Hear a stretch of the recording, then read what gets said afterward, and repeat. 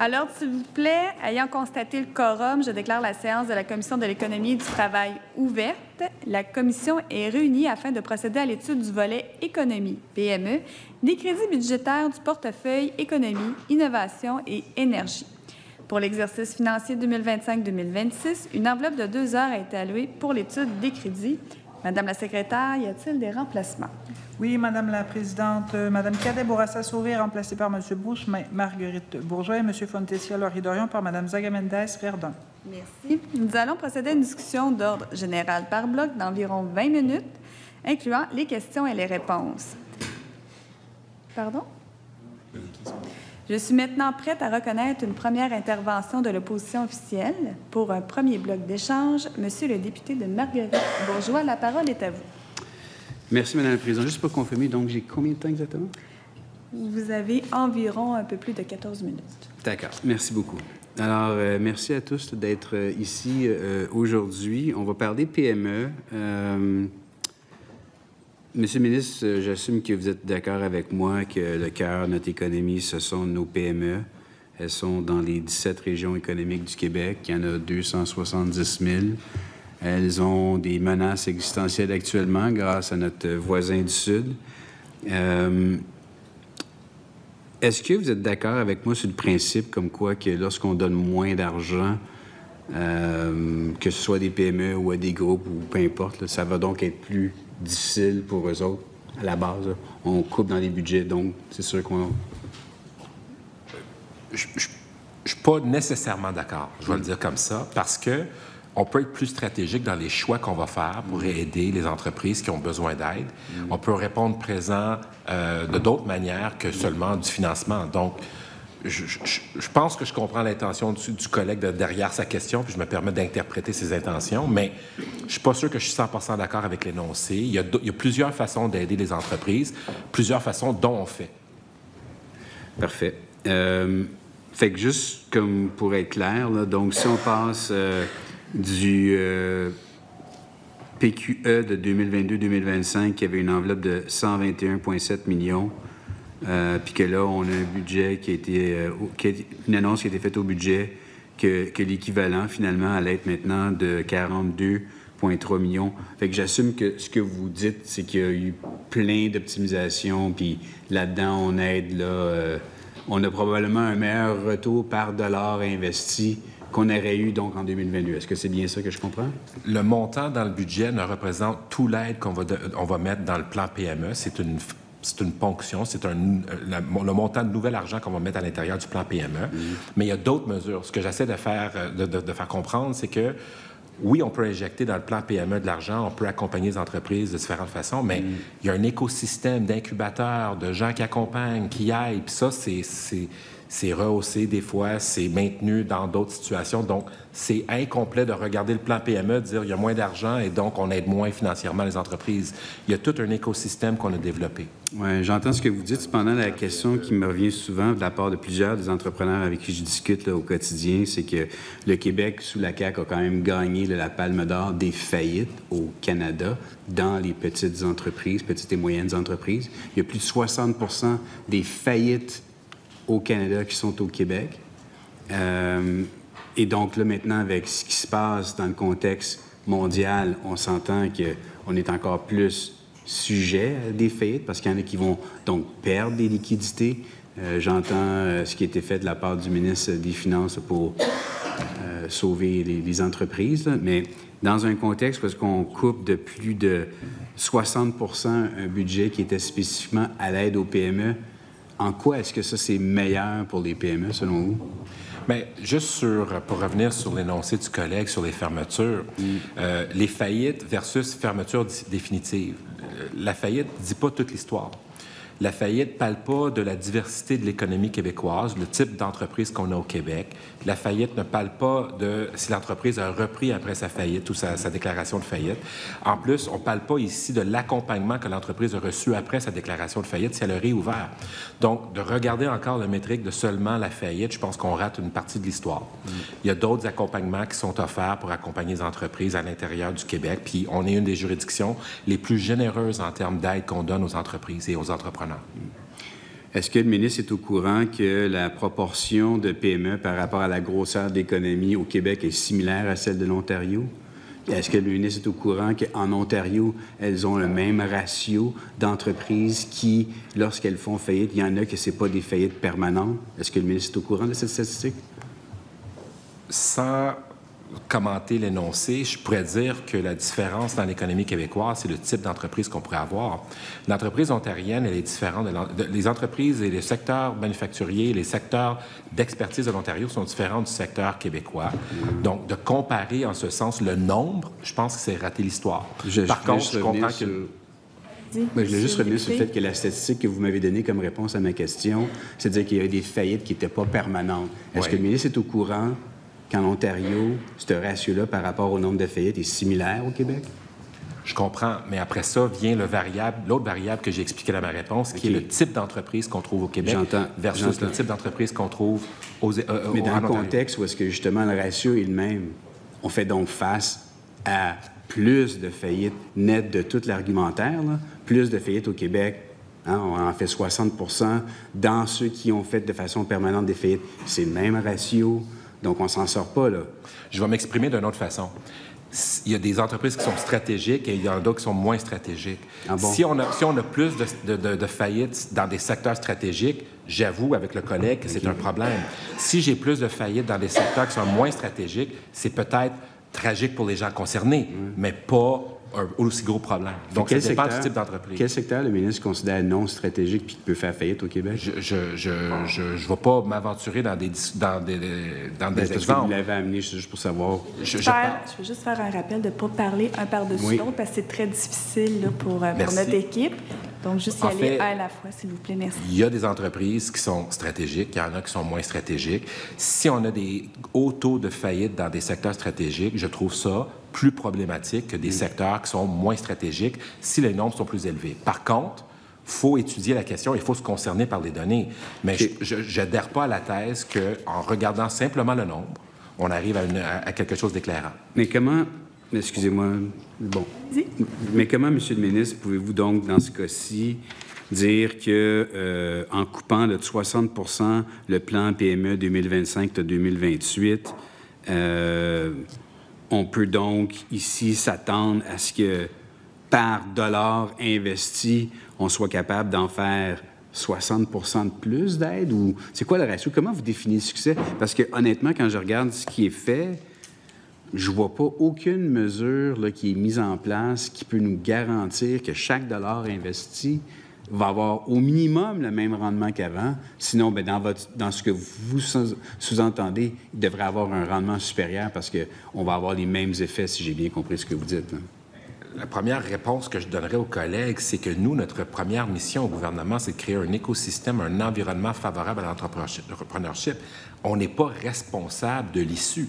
Nous, les mesures qu'on a au ministère, c'est de s'assurer que l'argent qu'on investit a un effet de levier dans l'écosystème pour assurer que ça va bien.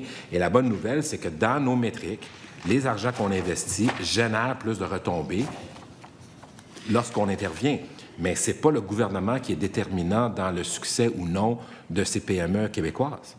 Je comprends ce que vous me dites, Monsieur le ministre, mais dans le contexte où est-ce que, justement, là, le plan 2025-2028 a comme objectif là, de soutenir les entreprises, les PME du Québec, le 22 avril, là, par un communiqué de presse, on a annoncé le déploiement du réseau Accès PME, mais qui était une décision qui avait été même pas consultée avec tous les incubateurs qui existent déjà, qui, eux, étaient là pour justement alimenter le monde des PME.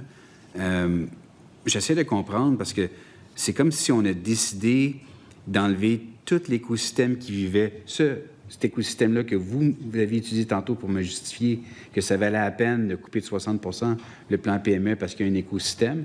Là, on enlève cet écosystème-là. On parle de think tank, on parle de la ruche, on parle de OS Entreprendre, de réseau mentorat, persévérance, etc.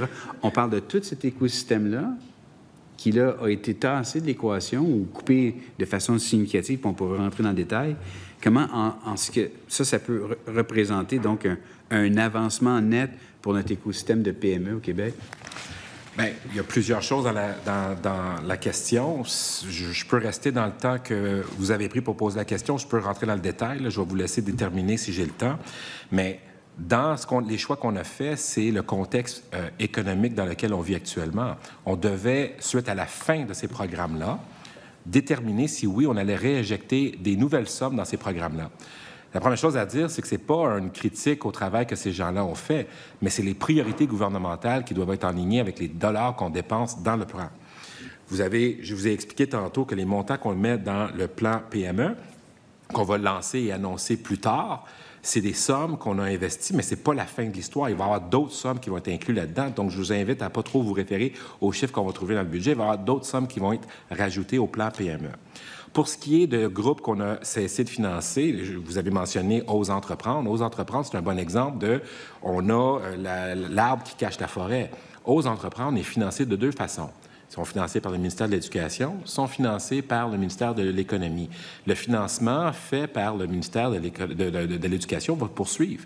La majorité du financement primaire, secondaire, universitaire est fait là. Donc, nous, on a retiré une portion du financement. On n'a pas cessé de financer aux entreprises. Ils font un travail extraordinaire. OK. Manon Théberge, qui est la PDG là, de OS Entreprendre, elle dit « Ça m'étonne, on avait l'impression qu'il y avait toujours quelque chose de possible, car on avait des discussions avec le ministère. » Moi, ça me laisse croire comme quoi que pour elle, ça a été une mauvaise nouvelle, cette histoire-là. Elle ne voit pas en quoi c'est positif pour elle.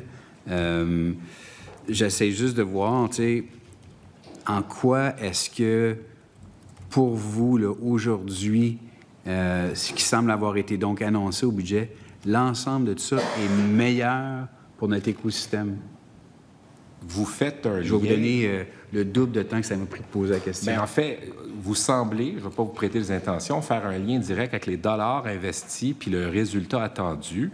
Nous, ce qu'on a fait, c'est qu'on a réévalué les programmes compte tenu des priorités actuelles. Les priorités actuelles, c'est les grands défis économiques qu'on a par rapport à la guerre tarifaire qui a été déclenchée contre le Canada, un environnement incertain et aussi l'importance d'accroître notre productivité dans l'économie québécoise. Donc, on a fait le choix, à la fin de certains financements, de réorienter certains dollars vers d'autres sources. Alors, oui, il y a certains groupes qui, malgré le fait qu'ils ont fait un bon travail, ont reçu une réduction du financement du gouvernement. Ce n'est pas du tout une critique de le travail qu'ils ont apporté, mais les priorités gouvernementales ont changé. Le collègue m'en voudrait si jamais je ne m'adaptais pas à la situation économique très réelle de la circonstance de l'élection de M. Trump. Oui. Mais je pense qu'il y en a plusieurs pour qui mettre fin là, à leur financement ou le couper de façon drastique, là, comme il était fait, là, ça a été vraiment difficile. Je pense à l'exemple de La Ruche. Juste la plateforme, c'est 100% québécois en passant, qui est entièrement dédié à aider l'écosystème de PME québécoises. Puis là, ce qu'on fait en agissant de la sorte, c'est qu'on ouvre la porte à Kickstarter, par exemple, qui est une plateforme qui compétitionne d'une certaine façon là, à La Ruche pour qu'elle puisse prendre les plus grandes parts de marché. Fait que là, en agissant comme ça, on fait une passe à la palette aux Américains, encore une fois. Donc, je me pose la question, comment se fait-il que, premièrement, la majorité de ces gens-là l'ont appris par communiqué, l'ont appris dans les journaux. Comment se fait-il qu'on n'a pas été au-delà avec eux pour avoir une conversation avec eux avant l'annonce? Je veux éviter de parler de certains cas précis parce que je ne veux pas personnaliser la chose, mais dans le cas des groupes que vous parlez, ils faisaient un bon travail, notamment La Ruche que vous avez évoquée, faisait un bon travail. C'était pas ça la décision qu'on avait devant nous. La décision qu'on avait devant nous, c'était, dans le contexte économique actuel, ce dollar-là, qui a bien servi et qui a été bien utilisé et avec un partenariat qu'on a apprécié, après le terme de 3 ans sur lequel on s'est engagé, à la fin de ce programme-là, est-ce qu'on voulait reconduire ou changer les priorités pour s'ajuster en lien avec les défis qu'on a actuellement? Et c'est ça la décision difficile qu'on a eue. Donc, c'est pas de gaieté de cœur qu'on a fait ces changements-là, mais c'est des changements que je pense qu'on m'aurait critiqués au crédit si je les avais pas faits. Mais, tu sais, je je peux juste faire une petite blague ici, là, mais je la trouverais plate, là, mais honnêtement, ça n'a pas été difficile de donner 7 millions aux Kings de Los Angeles. Comment ça se fait qu'ici, on est capable de comme couper dans les PME en fonction du fait qu'on se dit, bon, ben c'est ce qui se passe actuellement. On ne veut pas voir plus loin que juste actuellement, mais à long terme, les PME, c'est ça, là, le renouvellement dans nos PME. C'est ça, l'avenir économique du Québec. Comment se fait-il que vous avez décidé de couper dans ça? Ça a été une décision difficile, puis il y a eu plein de gaspillage, comme les Kings de Los Angeles, par exemple. Moi, j'adhère pas à la thèse de base du collègue, du fait qu'il y a eu du gaspillage. Moi, j'adhère pas à ça. On gère l'État dans la manière dont on pense le mieux faire. C'est sûr que... C'est tout le temps qu'on avait. Merci. Je cède maintenant la parole à la députée de Verdun. À mon tour de saluer, M. le ministre et toute l'équipe du ministère de l'Économie. J'ai entendu une question similaire aux collègues de l'opposition officielle concernant le plan PME. Vous venez de répondre, M. le ministre, qu'il y a d'autres mesures qui vont être annoncées, qui vont être bonnes. Donc, le plan va être bonifié par la suite. J'aimerais vous entendre sur ces annonces-là. Est-ce que vous avez, un, des délais pour ces annonces et deux, la nature des programmes qui viendront? Est-ce que c'est d'autres programmes ou est-ce que c'est à l'intérieur du plan PME? Le plan PME, dans son ensemble, va être dévoilé sous peu. J'avais évoqué ça dans la dernière commission. Ça va être sorti prochainement. On le travaille, on le finalise actuellement. Donc, c'est juste pour bien comprendre, l'enveloppe là, qui est annoncée dans le budget, c'est 42 millions. Autre que les 42 millions, est-ce qu'il va y avoir d'autres annonces au courant de l'année pour venir bonifier cette enveloppe-là? Il va y avoir d'autres argents qui vont être ajoutés au plan PME, à part ce qu'on a trouvé dans le budget, qui était le nouvel argent. C'est quoi la nature de ces annonces-là? Est-ce qu'on parle des retours des programmes, des 8 programmes qu'on était interrompus? Là, je ne vais pas refaire la liste. Est-ce qu'on parle de retour de ces programmes-là ou est-ce qu'on parle d'autres types d'accompagnement? Recentrer la priorité et donc l'argent qui a été retiré de certains groupes, elle a été retirée, ils le savent. On a été en contact avec eux, ils ont été avisés et accompagnés. Dans plusieurs cas, on les accompagne dans la fin de ces financements-là en leur donnant des argents pour permettre une fermeture ordonnée. Et donc, dans tous les cas, on les suit de près et ils ont été avisés et sont accompagnés. Je vais continuer. En ce qui concerne les mesures de soutien aux entreprises québécoises qui sont affectées par l'imposition des tarifs douaniers américains, là-dedans, il y en a des petites et moyennes entreprises. Le programme Frontières concerne les entreprises québécoises avec un chiffre d'affaires d'au moins 3 millions de dollars, dont 25% vient des exportations vers les États-Unis.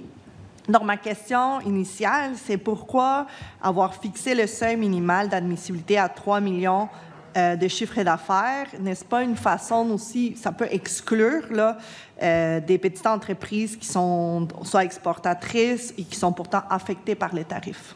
J'ai posé cette même question à l'administration et la bonne nouvelle, elle est deux choses. La première, c'est que le pourcentage d'entreprises qui ont un chiffre d'affaires inférieur à 3 millions, qui font de l'exportation en volume, c'est minime dans l'économie québécoise. Par contre, j'ai insisté et on va avoir un programme pour les moins de 3 millions qui va sortir sous peu. Entre-temps, ces entreprises sont éligibles au financement à travers du programme POPME. Quel programme? Le POPME. Excuse-moi, Parezo. Parezo, c'est ça. Je vais revenir parce que j'ai des questions sur Parezo, juste pour... donc, vous avez dit qu'il va y avoir une autre annonce complémentaire pour les entreprises de 3 millions et moins qui sont touchées.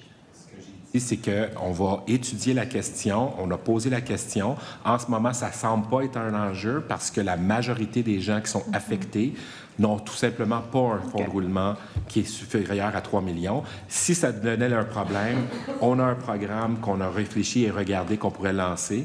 Entre-temps, le Parezo est là pour les accompagner, les entreprises. Parfait. Puis juste pour l'information, parce que vous avez évalué les nombres d'entreprises, vous avez dit que le pourcentage est très petit. Pouvez-vous nous le donner? Je peux vous le donner. Il y en a 12 demandes à l'intérieur du programme en ce moment. OK. Donc, il y a 12 entreprises. Est-ce que ça, c'est 12 entreprises qui sont touchées par les tarifs qui sont dans un chiffre d'affaires en bas de 3 millions? Pardon, non, qui sont plus de 3 millions, qui cadrent dans le programme 3 millions. On n'a eu aucune demande en bas de 3 millions. OK. Merci pour le complément. Par la suite, on parle d'une entreprise dite stratégique qui peut donc bonifier d'une aide supérieure à 10 millions. Est-ce qu'il y a une grille publique ou quels sont les critères pour déterminer ce qui est une entreprise stratégique pour le gouvernement? Ça, c'est... on vous laisse donner la flexibilité dans le programme de gérer à la pièce. Et donc, on va les prendre au fur et à mesure. Je vais vous donner un exemple. Une entreprise en région qui fait de la soudure. Dans une région, comme à Montréal, peut-être, une entreprise de soudure qui ferme, qui est affectée, c'est le cycle économique normal, peut-être ça se peut. Peut-être, lui, ne serait pas considéré stratégique. Par contre, si on s'en va dans une région où il y a une entreprise qui fait de la soudure, puis l'écosystème entrepreneurial dépend de cette entreprise-là, puis elle est centrale dans son rôle dans cette région-là, bien là, tout à coup, par le fait même qu'il n'y a pas d'autres personnes qui peuvent faire le travail, elle devient stratégique. Donc, on voulait être capable de répondre à ces cas d'exception-là en ayant un programme qui est capable de gérer à la pièce les situations qui pourraient subvenir comme ça. Mais je me questionne sur la stratégie de gestion à la pièce parce que l'avantage d'avoir une grille, c'est aussi d'avoir un certain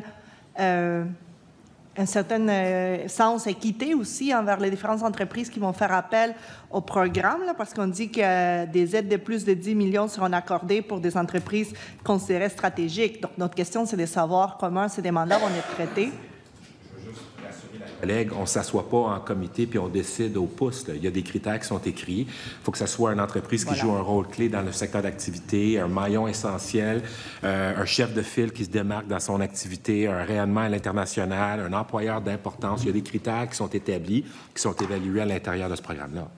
Un peu plus satisfaite de cette question. C'est un peu le sens d'avoir les critères pour bien comprendre, parce que je comprends qu'il peut y avoir des exceptions, mais la façon qu'on va déterminer, puis je pense que c'est l'argent public, là, c'est de le faire de façon équitable à ces moments-là. Parlons du programme par réseau, vous l'avez nommé tout à l'heure, puis ma question portait, quel type d'entreprises sont admissibles à ces programmes-là? C'est quoi le profil? C'est ça. Toutes les entreprises qui sont en difficulté ou qui se trouvent en difficulté, je les invite à demander de l'aide, puis on va l'évaluer. Donc, c'est des gens qui sont affectés par les tarifs, qui doivent ou qui reçoivent pour une raison qui sont affectés. Là, fait que le programme est vraiment assez ouvert pour ces gens-là qui se sentent concernés par ça. Donc, on peut aller jusqu'à 100 millions dans le par-réseau. On a reçu 5? Excuse-moi, j'avais 11, pardon. Donc, on a reçu 5 demandes dans l'intérieur du par-réseau. Et l'idée, c'est que les gens qui se sentent lésés, qui sont capables d'articuler dans un plan d'affaires une diminution significative des ventes. Il y a toutes sortes de critères qui sont établis par le ministère pour mesurer l'impact, mais on va arriver à le faire. Je voudrais juste rappeler à la collègue, ce programme-là est beaucoup calqué sur ce qu'on a fait durant la pandémie avec aussi le programme Feu. On est habitué de gérer ces situations-là d'exception parce qu'on les a vus par le passé là, pour vraiment arriver à trouver un bon équilibre entre qui a vraiment besoin d'aide et qui ne l'a pas. Donc, l'expertise, malheureusement, on l'a acquis sous 2 mandats assez mouvementés. Je comprends. Et donc, les montants vont être autour des 100 millions. C'est ce que vous avez répondu, puis c'était ma prochaine question, là, quel montant pour ce programme? Vous avez dit autour de 100 millions. Et de ce que je comprends, c'est toute entreprise qui vit des difficultés qui sont touchées par les effets des tarifs et qui ne sont pas admissibles au programme Frontières, ou est-ce qu'on peut compléter un peu de deux? On peut faire appel aux deux? Bien clair, le par-réseau, c'est pour le bois d'œuvre seulement. C'est les gens qui sont affectés par le bois d'œuvre seulement. OK. Fait que par-réseau, c'est juste pour le bois d'œuvre. Mais tout à l'heure, quand je vous ai posé la question pour les entreprises qui ont des chiffres d'affaires de moins de 3 millions, vous avez dit « venez me voir parce qu'il y a le par-réseau ». Il y a des entreprises qui ne sont pas dans le bois d'œuvre, qui sont des PME là, qui sont touchées. Est-ce que ces PME-là rentrent dans le par-réseau, rentrent en frontière ou pas? Okay. Il y a le par-réseau qui est là pour le bois d'œuvre. C'est ces gens-là qui, en ce moment, sont le plus affectés par les tarifs. Et c'est eux qui seraient considérés comme peut-être éligibles à aller chercher, à avoir besoin d'aide, parce que eux, ça se peut qu'ils exportent 100 puis sont en bas de 3 millions. Bon. Ça, c'est le cas type de personnes qui, normalement, seraient affectées par ça. Sinon, il y a d'autres programmes d'aide qui peuvent être disponibles, notamment pour les plus de 3 millions. En bas de 3 millions, on n'a reçu aucune demande. La réalité, c'est que, mettons, pour arriver au critère de 25 d'exportation minimum, en bas de 3 millions, c'est c'est improbable. Donc, on a travaillé à l'interne un plan pour répondre si jamais ça devenait un problème, mais ce n'est pas quelque chose qu'on a déployé pour le moment parce qu'on est convaincu que le nombre est insuffisant pour pouvoir justifier un programme entier. Mais on est prêt à répondre présent le cas échéant. Je vais avancer avec le temps que j'ai. Nous avons eu déjà la chance, Monsieur le ministre, de parler des questions d'achat local dernièrement dans l'étude dans le projet de loi. Vous avez bien expliqué ce qui était de votre ressort, ce qui était du ressort de votre collègue du Conseil du Trésor. On a bien eu une stratégie nationale d'achat d'aliments québécois.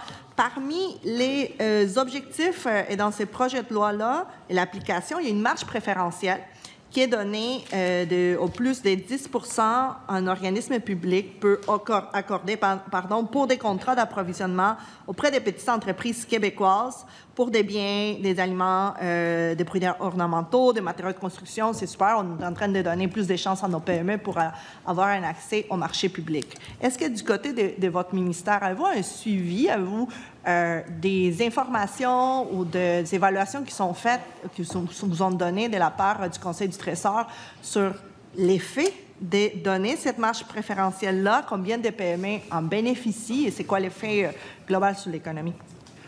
Vous avez raison, c'est un dossier qui est partagé avec ma collègue du Conseil du Trésor. C'est des conversations qui sont récurrentes. On les challenge beaucoup sur l'importance de l'achat local et on tente de faire atterrir des programmes et des processus pour y arriver. La difficulté est dans le comment. Tout le monde est d'accord avec le principe de faire de l'achat local, mais quand on vient à déterminer le comment et le pourquoi, c'est là qu'on rencontre des difficultés. Je vais vous donner un exemple. Dans le cas les contrats qu'on va donner, on a tendance à faire le plus bas soumissionnaire. Ça, c'est facile à justifier et à expliquer à la population québécoise pourquoi on a pris un produit versus un autre. Quand on vient avec des mesures qualificatives, produits du Québec, l'environnement, fait que des critères de ESG, tous des critères importants pour les Québécois dans l'achat local, c'est plus difficile de chiffrer l'économie québécoise. Fait que, mettons, je peux avoir un produit qui est 1 $ plus bas soumissionnaire, mais je choisis celui qui est 1,5 parce qu'il a voyagé moins loin, il a créé de l'emploi. Quand vient le temps d'expliquer le pourquoi en fait le 1,5 est moins cher que le 1, c'est très difficile d'opérationnaliser le tout. Et donc, on a de la misère à faire atterrir les procédures, les processus qui vont nous permettre de le faire régulièrement. La bonne nouvelle, c'est que ça se fait. On a calculé, on a fait le suivi de certains exemples. Il y en a eu une douzaine l'année passée, je crois, et on continue à encourager les gens à aller dans ce sens-là. Mais comment garder l'équilibre de les Québécois en ont pour leur argent, et dans ce cas-ci, c'était applicable, et dans d'autres cas, ça l'est moins. Elle est là, la difficulté de le faire, mais on est en constant contact avec eux. Merci. Le temps file. Je pourrais vous parler encore plus d'achat local, mais j'aimerais vous amener sur un sujet dont on entend parler très peu. Quand on parle d'achat local, il faut qu'on ait des commerces locaux. Il faut que ces commerces locaux aient accès à des lieux pour vendre, pour produire. Puis il y a un enjeu sur lequel des sociétés de développement commercial, des commerces locaux m'ont beaucoup sensibilisé dans les derniers mois, c'est l'accès à des espaces commerciaux. Puis je ne sais pas si vous le savez, Monsieur le ministre, mais il y a peu de réglementations au Québec qui assurent en fait une négociation ou l'accès à ce qu'on appelle la location des espaces commerciaux, les fameux baux commerciaux. Et moi, ce que j'ai vu, que ce soit sur des rues commerciales, à Montréal, à Québec, un peu partout, c'est l'augmentation du coût de la vie, fait aussi que l'augmentation du prix de location des espaces commerciaux. Et on a des petites entreprises qui ne sont pas capables de suivre, puis on n'a rien au Québec qui encadre ces négociations-là, cette location-là. Moi, j'aimerais ça vous entendre, Monsieur le ministre, si vous reconnaissez qu'il y a une absence de mesures pour l'encadrement des baux commerciaux qui nuit à un nombre croissant des commerces et des PME au Québec. Est-ce que la collègue essaie de dire que le gouvernement du Québec devrait s'ingérer dans les négociations entre les commerçants et les propriétaires d'établissements pour fixer les loyers commerciaux? En fait, ce n'est pas nécessairement de les fixer. C'est qu'en ce moment, c'est des négociations de gré à gré.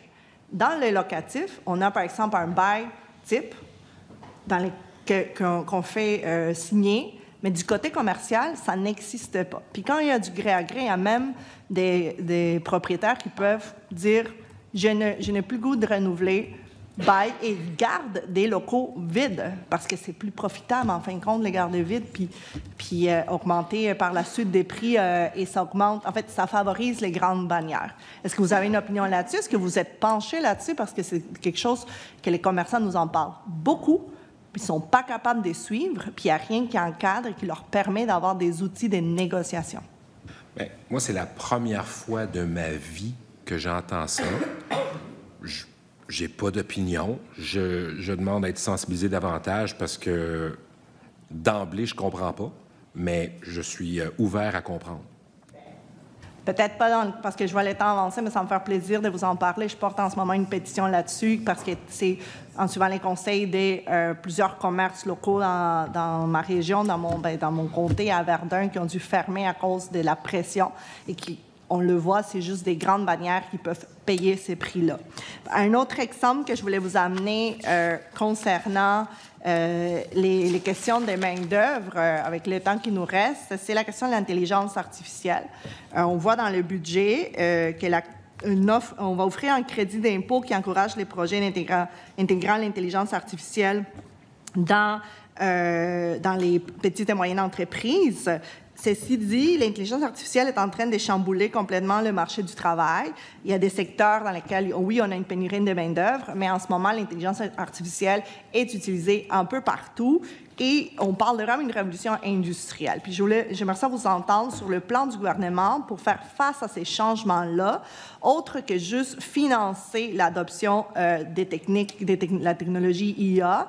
Est-ce qu'on a pensé à l'encadrement, à la sensibilisation, voire légiférer pour contrôler le déploiement de cette nouvelle technologie? Il y a des réflexions qui se font par des gens très compétents, des éthiciens, des spécialistes du domaine qui se penchent sur des orientations. Je pense que Yoshua Bengio aussi avait écrit là-dessus, puis on a un comité qui regarde ça. On suit les travaux de près pour être sûr qu'on est à l'affût pour voir comment on peut faire atterrir une politique de l'intelligence artificielle. La collègue n'est pas sans savoir qu'il y a eu des discussions avec l'Europe, les États-Unis, la Chine sur ces grands sujets-là. Malheureusement, il n'y a pas de consensus qui est sorti de ces grandes discussions-là. C'est un peu la poule ou l'œuf. Le problème, c'est que si tu es la seule juridiction qui fait quelque chose, tu limites peut-être ta capacité innovante. De l'autre côté, il faut absolument le faire. Et donc, on est un peu là dans le monde pour faire ces suivis-là.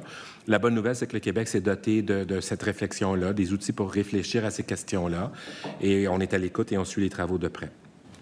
En ce qui concerne les effets sur la main-d'œuvre, j'imagine vous penchez là-dessus. L'enjeu, c'est que en ce moment, on voit l'intelligence artificielle arriver. Il va y avoir des mesures qui vont même encourager l'adopter. Mais on n'a pas pris un pas de recul pour légiférer. Vous dites c'est l'œuf et la poule, mais on aurait pu le faire en même temps qu'on encourage d'un côté d'avoir déjà une législation, entre autres concernant la réqualification de la main-d'œuvre. Est-ce que vous penchez sur des mesures, une stratégie pour voir comment on va réqualifier les personnes, les travailleurs dont les emplois sont menacés et touchés par l'intelligence artificielle? Je vais répéter, on suit ça de près. Merci. Combien de temps il me reste? Un peu moins de 2 minutes. Concernant la pénurie de main-d'œuvre, un autre enjeu dont les petites et moyennes entreprises nous parlent, c'est les effets des changements concernant le programme des travailleurs étrangers temporaires. Est-ce que vous avez une évaluation des effets des derniers changements qu'il y a eu depuis 2024 pour le PME? Il faut faire la différence entre le travailleur qualifié et le travailleur non qualifié. On se penche actuellement sur tout ce qui touche le travailleur qualifié. Le Québec a reçu plus de 650 000 immigrants temporaires l'année passée. Ça cause un impact énorme sur nos infrastructures résidentielles, les écoles, les médecins, et donc on doit réduire le nombre. Par contre, nos entreprises nous parlent, ils nous disent qu'ils ont besoin de main-d'œuvre. Donc, comment on fait pour arrimer le marché du travail avec ces spécialités-là qui sont en demande? On se penche actuellement là-dessus. Mon collègue de l'immigration se penche actuellement là-dessus. La Fédération canadienne des entreprises indépendantes évalue à 11 milliards de dollars les pertes annuelles pour les petites et moyennes entreprises en raison de la pénurie de main-d'œuvre. Puis, est-ce que le gouvernement dispose d'un plan pour compenser, venir à l'aide de ces 11 milliards-là? en perte? On travaille la situation, mon collègue de l'immigration travaille là-dessus en ce moment. De votre côté, pour les petites et moyennes entreprises qui dépendent de cette main-d'œuvre-là, vous le donnez seulement comme responsabilité à votre collègue de l'immigration? C'est pas ça que j'ai dit. Ce que je dis, c'est que c'est une politique qui relève de mon collègue d'immigration. Nous, on suit ça de près parce qu'il y a des impacts sur la pénurie de main-d'œuvre, sur l'économie. Parfait. Puis, il me reste peut-être 1 minute concernant... 10 secondes, en fait. Ah, bon, mais je vous remercie. Merci. Madame la députée de Verdun, je cède maintenant la parole au député de Marguerite-Bourgeoys. La parole est à vous. Merci, Madame la Présidente. Donc, on était sur le gaspillage tantôt. Le ministre ne semblait pas être d'accord avec nous là, que 7 millions aux Kings de Los Angeles, c'est du gaspillage. Mais en tout cas, chacun sa perspective là-dessus.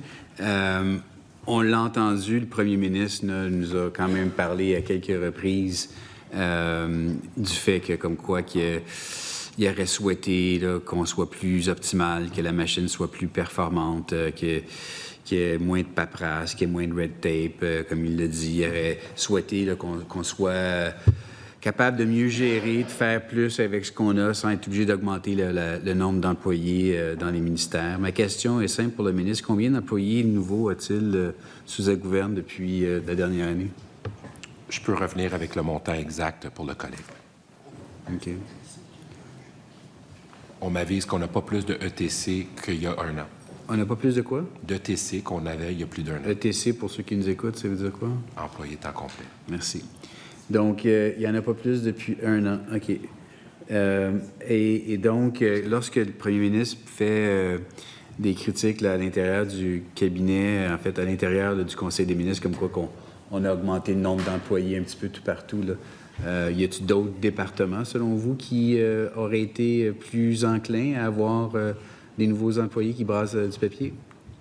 Je ne vais pas commenter ce qui se dit dans le Conseil des ministres, mais je pense que le premier ministre a été très clair sur les énoncés qu'il a dit. On a répondu présent pour protéger les femmes de la violence sexuelle. On a embauché des gens. On a répondu présent pour augmenter les effectifs policiers dans le cas de l'augmentation de la violence à Montréal et à Laval. On a investi davantage dans les cadres que votre parti a coupés en santé avant la pandémie. On s'est retrouvé pendant la pandémie avec des hôpitaux, pas de gestionnaire.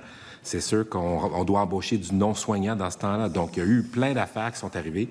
Je pense que le premier ministre a fait une liste assez exhaustive sur les raisons pour lesquelles ces ETC-là ont augmenté. Donc, en ce qui concerne le ministère de l'Économie, de l'Innovation et de l'Énergie, il n'y a aucun ajout de fonctionnaires additionnels depuis la dernière année. Dans la dernière année, il n'y a pas eu d'ajout. Et d'addition. C'est là-dessus. On va vous en revenir. OK. Est-ce qu'on a... Pardon? Est-ce que ce serait un petit peu normal d'avoir une idée approximative? Bien, on m'avise que s'il y a eu changement, c'est que ça a baissé. C'est que ça a baissé? OK. 500 de moins. Fait qu'on estime... Écoutez, ne prenez-moi pas au mot, là, mais on n'est pas dans l'ajout de l'effectif, on est dans la réduction en ce moment. OK. Donc, vous en faites moins avec ce que vous avez? On a moins et on en fait plus. OK. C'était juste un test après ça. Non, D'accord. Je suis content que... OK. Donc, vous en faites plus avec le même nombre et peut-être moins d'employés, si je comprends bien, c'est ça? En effet. D'accord. Et donc, quand on regarde ça, quand on regarde justement des objectifs qui sont les vôtres, c'est-à-dire de pouvoir aider à l'écosystème d'aller en place, là, est-ce que ça vient d'une mission de couper dans les dépenses du ministère, de réduire les coûts, de réduire les aides aux entreprises comme ça? C'est un ordre du ministre des Finances qui a fait qu'on est rendu à couper dans les aides aux entreprises?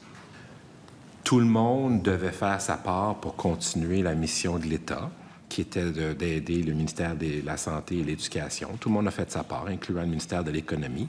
Par contre, si vous regardez le budget, vous allez voir que le ministère de l'Économie est parmi ceux qui est le plus choyé à l'intérieur du budget, justement parce que la période d'incertitude qui nous occupe actuellement est importante et c'est la raison pour laquelle on a déployé des programmes et une aide disponible pour accompagner nos entreprises.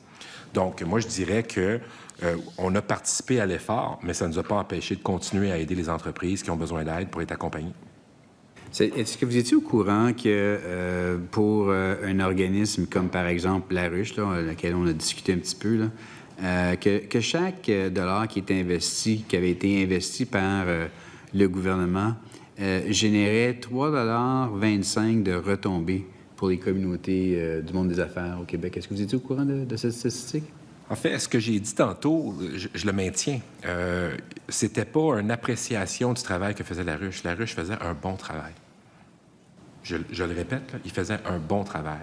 La priorité gouvernementale, elle a changé. La fin de son financement était terminée et on a réévalué les priorités gouvernementales et on a fait des choix. Et il ne faut surtout pas que La Ruche conclue qu'on n'était pas satisfait du rendement. Je comprends. Dans le contexte où on parlait de gaspillage tantôt, là, ils ne faisaient pas de gaspillage. Eux autres, ils stimulaient l'économie, ils en ajoutaient des retombées là, pour le gouvernement, pour le Québec dans son ensemble. Est-ce que vous considérez qu'avoir perdu des centaines de millions de dollars, par exemple, dans Nordvolt, c'est du gaspillage ou c'est de la bonne gestion? Bien, il faudra que la collègue se branche, là, parce que, dépendamment du contexte, Nordvolt, c'est du gaspillage. Puis, de l'autre côté, je soutiens la filière batterie, puis je suis content qu'on a investi. Moi, j'ai de la misère avec cette comparaison-là, parce que, dans le cas de Nordvolt, puis je pense encore une fois, le premier ministre a été de bonne foi dans son explication à l'opposition là-dessus. Quand on regarde la moyenne au bâton, bien, on est le gouvernement qui a réduit l'écart de richesse avec l'Ontario. On est le gouvernement qui a permis vraiment, pour la première fois en 20 ans, d'accroître le montant de revenus par Québécois, alors par habitant au Québec. Alors... Le député de Marguerite Bourgeois souhaite intervenir. Soit clair, là, je suis branché, il n'y a pas de doute là-dessus sur mes intentions ici, c'est vraiment de clarifier. Dans le contexte où est-ce que la décision pour en arriver à Nordvolt était probablement pas la plus éclairée, peut-on dire, au minimum, parce que c'était pas la bonne technologie, puis la méthodologie, clairement, pour fabriquer les batteries ne fonctionne pas. La preuve, ils ont fait faillite en Suède. Donc, on va s'entendre que ramener ça au Québec, on va ramener quelque chose qui ne fonctionnera pas plus, là. Donc, dans ma définition du succès de la filière batterie, moi, je ne veux pas qu'on amène des entreprises qui ne sont pas capables, là. On a fait le mauvais choix en choisissant Nordvolt. Je sais qu'on est lundi matin, là, la game c'était hier, là, mais on a fait un mauvais choix. On peut quand même se l'avouer aujourd'hui, là, que ça, c'est un mauvais choix. Donc là, maintenant qu'on a avoué ça, est-ce qu'on peut tout de même considérer que des entreprises, des organismes qui aident l'écosystème de PME et qu'il y ait des retombées là, de 3 pour 1 là, pour le gouvernement, là, ça, c'était-tu vraiment le meilleur choix de laisser tomber La Ruche? Comme j'ai dit, La Ruche faisait un bon travail. On les applaudit et on est satisfait du rendement qu'ils ont donné. J'aimerais, si possible, d'ici la fin de la journée, s'il vous plaît, collègues, si vous pouvez me remettre votre boule de cristal, parce que votre capacité de voir dans l'avenir et de voir arriver les choses qui peuvent nuire au gouvernement, je l'apprécierais. Et vous avez raison, on est lundi matin, vous commentez le match de dimanche, ça doit être le fun de tout savoir qu'en avance, qu'est-ce qui va se passer. Je souhaiterais avoir cet outil-là si vous l'avez disponible. Je vais vous dire, Monsieur le ministre, j'étais le premier à critiquer le choix de Nordvolt parce que la technologie est désuète en partant. Fait que je comprends que pour vous, c'était peut-être compliqué, là, mais pour la majorité des gens qui spécifiquement font de la recherche dans la fabrication de batteries, là, la technologie Nordvolt était déjà désuète quand le gouvernement a décidé de mettre l'argent là-dedans. Fait qu'on va juste se clarifier là-dessus, OK? La meilleure technologie, c'est celle qui inclut le phosphate dans la batterie, une batterie solide. C'est celle-là qui, malheureusement, on ne l'a pas gagnée, celle-là, mais c'est malheureusement cette technologie-là qui gagne les parts de marché. Fait que soit on passe à autre chose, là. Ça, c'est pas compliqué. Mais le travail se fait en amont. Comment qu'on mesure le succès, comment qu'on définit le succès, ça, c'est vraiment important. Puis je pense pas que l'effort a été fait. Maintenant, passons ici spécifiquement. Là. Ils ont mis 11 personnes à la porte. Ils ont d'autres financements, ils vont le faire de façon plus privément. Là. Ils ont mis 11 personnes à la porte. Ils aident plusieurs entreprises. Frédéric Auger a dit que c'est une décision qui affaiblit le Québec du point de vue socio-économique et qui affaiblit l'entrepreneuriat. En quoi est-ce que ça va nous aider contre la guerre tarifaire? Écoutez, je pense que j'ai déjà répondu à la question, Madame la Présidente. Moi, j'ai vraiment pas entendu la réponse, mais je pense que si je comprends bien, c'est qu'on n'a pas de réponse claire pour expliquer en quoi ne pas aider notre entrepreneuriat, nos PME. Ça, c'est quelque chose qui va nous permettre de faire face. Donc, on choisit ici de gagnant, là. Si je comprends bien, le gouvernement a choisi certains genres de PME plutôt que d'autres. C'est ça la décision? C'est pas ce que j'ai dit. Ce que j'ai dit, c'est que le travail de la ruche était très bien. On était très satisfaits et les priorités ont changé et on a dû se réajuster. Parce que l'effet secondaire là, de ne pas aider la ruche, c'est qu'on fait une passe à la palette à Kickstarter de ce monde, là. Des Américains qui, eux, vont prendre ce rôle-là à la place. Ils vont, eux autres, pouvoir profiter de cet écosystème-là d'une certaine façon. Fait que, est-ce que cette décision-là, est-ce qu'on avait vu voir cette possibilité-là? Bien, moi, j'attends de lire dans la plateforme électorale du Parti libéral le retour du financement de la ruche. D'ici là, Madame la Présidente, j'ai répondu à la question. Député? Bien, en tout cas, on est bien hâte de voir comment que le gouvernement va réussir à ne pas avoir la palme d'or des faillites encore, malheureusement. Le fardeau réglementaire. Ma collègue, tout à l'heure, je pense qu'elle vous en a parlé un peu, là. 4 projets de loi qui, l'objectif avec le 5e sera d'alléger le fardeau réglementaire en termes de dollars, là, OK, de 200 millions de dollars. Est-ce que le ministre est au courant de la recherche qui a été faite par le FCEI, à savoir combien de dollars additionnels nos entreprises, nos PME ici au Québec ont à subir annuellement depuis 2018 en termes d'addition de coûts reliés au fardeau administratif? Oui, Madame la Présidente. Est-ce que vous êtes au courant du montant exactement? Oui, Madame la Présidente. Okay. C'est combien le montant, M. Président? C'est 10,9, je crois, milliards. 10,9 milliards. Donc, un total 2,4 milliards approximativement par année, c'est ça? Bien, tout palier confondu. Le ratio exact pour le Québec, je ne le sais pas, mais c'est 10,9 total municipal, provincial, fédéral. Okay. Fait que selon le FCEI, eux autres, ils chiffrent ça spécifiquement là, pour le Québec. Et ils disent que ça coûte 2,4 milliards de plus par année depuis que la CAQ est au pouvoir là, pour nos PME en termes de fardeau administratif. Est-ce que ça rentre dans le 10,9 que vous avez dit tout à l'heure, ça? Oui. Annuellement. Okay. Est-ce que dans le contexte où, justement, actuellement, là, on fait face à une menace existentielle au niveau de nos entreprises, de nos PME, de notre cœur économique, est-ce qu'on a encore le même objectif là, de atteindre un total de 200 millions d'allègements dans le contexte où est-ce que par année, ça en coûte 2,4 de plus depuis que vous êtes au pouvoir? Bien, je rappellerai à la présidence que c'est 200 millions de plus que le Parti libéral avait fait lorsqu'il était au pouvoir. On est le premier gouvernement à mettre en place un plan pour réduire le fardeau administratif réglementaire. On est le premier gouvernement à faire un projet de loi annuellement pour réduire ce fardeau-là.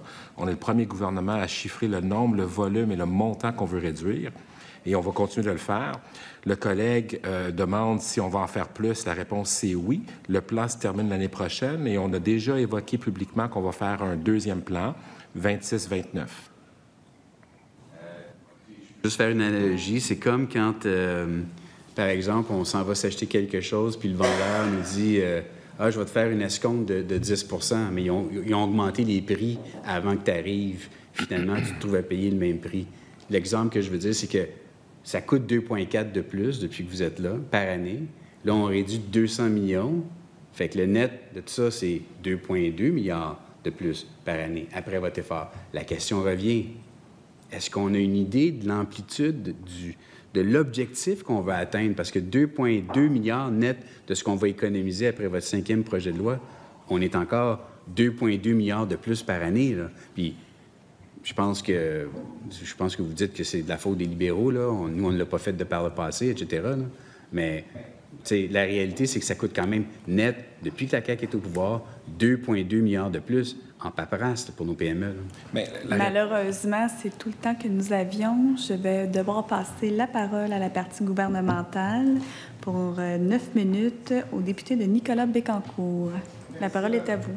Merci, Madame la Présidente. Bien, premièrement, bonjour, chers collègues, collègues de l'opposition. Puis je veux saluer aussi les gens du ministère, les professionnels du ministère de l'Économie, le scientifique en chef. J'ai travaillé beaucoup avec les fonctionnaires du ministère de l'Économie, de l'Innovation. Je ne sais pas si j'ai beaucoup apprécié. On a un ministère vraiment motivé, des gens motivés. J'ai travaillé avec eux beaucoup pour les zones d'innovation. On a parti d'une idée qu'on a réussi à développer, puis on a actuellement des zones d'innovation en fonction. Et je veux remercier puis féliciter pour la motivation, l'innovation qu'il y a eu là-dedans. On a développé un concept qui est vraiment intéressant, puis je pense qu'il va être là pour beaucoup, beaucoup d'années. Puis un autre arc à leur jeu que je pourrais rajouter, c'est je les reconnais presque tous, et je m'aperçois qu'ils ont même survécu à Pierre Fitzgibbon. C'est pas rien, je fais des blagues. J'ai beaucoup aimé Pierre Fitzgibbon, et il y a eu des critiques suite à son départ, mais pour moi, ça a été vraiment un privilège de travailler avec ce monsieur-là. Et j'ai vu aussi comment qu'il avait une belle collaboration avec le ministère. Et je ne sais pas si mon collègue de Marguerite Bourgeois va être un jour au gouvernement. J'y souhaite sincèrement dans beaucoup d'années. Mais s'il y a la chance de travailler avec ce ministère-là, je pense qu'il va être vraiment surpris, vraiment satisfait de la compétence, sincèrement. Petite question très simple, parce que j'écoute toujours mon collègue avec attention, puis, tu sais, il vient du Parti libéral. Moi, j'étais là quand son parti était au gouvernement. Et petite question comme ça, Monsieur le ministre, est-ce que vous étiez au courant que le Parti libéral, probablement en 2014, 2015, il avait aboli les CLD? 2015. J'étais administrateur à la Chambre de commerce en 2011-2012, puis les CLD, là, ça rayonnait, c'était un nid d'abeilles d'activité. Et dans la rationalisation libérale en 2014, sans égard aux régions, typiquement montréalo-centriques, qui ont coupé les vivres de les régions. Et puis oui, je suis très au courant. C'est un moment qu'on me rappelle à tous les fois que je vais dans les comtés, que je rencontre les intervenants des municipalités. Ils nous en parlent encore. C'est une cicatrice qui guérit tranquillement grâce à nos actions, mais c'est une cicatrice qui est encore visible. C'est bon à savoir quand même, pour ne pas répéter les mêmes erreurs. Moi, avant d'être député, j'étais directeur du CLD de Nicolet-Yamaska, et je pense qu'on avait 5 professionnels. Puis sincèrement, on couvrait autant l'agriculture, le développement bioalimentaire, c'était la couleur un peu du territoire. Moi, j'avais 5 professionnels qui travaillaient pour moi, et après la coupure libérale, je pense qu'ils sont tombés à 2. Et aujourd'hui, probablement qu'ils sont 7-8, parce que j'ai jamais vu un gouvernement qui a fait autant confiance au MRC leur donner des outils pour le développement économique et la dynamique qu'il y a en plus de ça avec Investissement Québec. Fait que tout ça pour dire que c'est correct de critiquer, je l'ai été dans l'opposition, mais c'est important de reconnaître les bons coups et honnêtement, je pense que pour aider le développement régional, le gouvernement qu'on représente a fait un travail extraordinaire. Je vais vous conter une autre petite tranche de vie.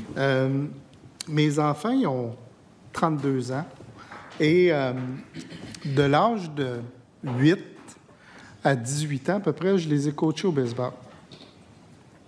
Et évidemment, ils ont changé de catégorie. Fait que pendant 10 ans, je ne sais pas, peut-être que j'ai entraîné 30, 40 jeunes. Puis ces jeunes-là, aujourd'hui, ils ont 32 ans. Je réfléchissais à ça tantôt, puis j'ai pas fait de statistiques, là. Mais évidemment, je coachais dans Nicolet, Bécancour. Fait que c'est tous des jeunes de cette région-là. Sincèrement, il doit y en avoir la moitié des jeunes que j'ai coachés qui travaillent soit à l'ABI, à la luminerie de Bécancour, ou une entreprise, une PME, qui s'est développée à cause de l'ABI. Je pense entre autres à Hydrexel, MBI, André Bouvette, location d'outils. J'aimerais ça, parce que je l'entends, mon collègue, souvent, quand on aide la grande entreprise, c'est comme si on ne se souciait pas de la PME.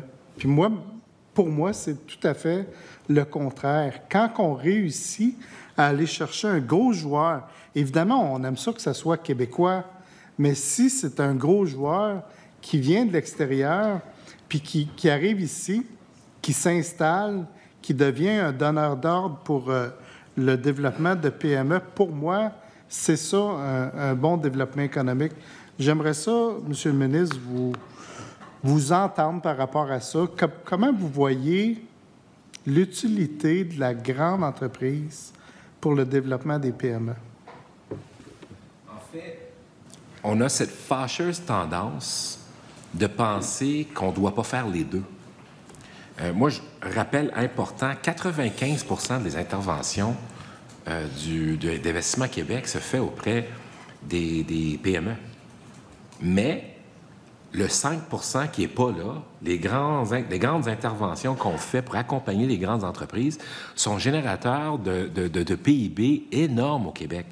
Ils représentent des emplois stables, souvent en région, qui ont un rayonnement international très souvent et qui sont une base le socle industriel du Québec qui est indéniable.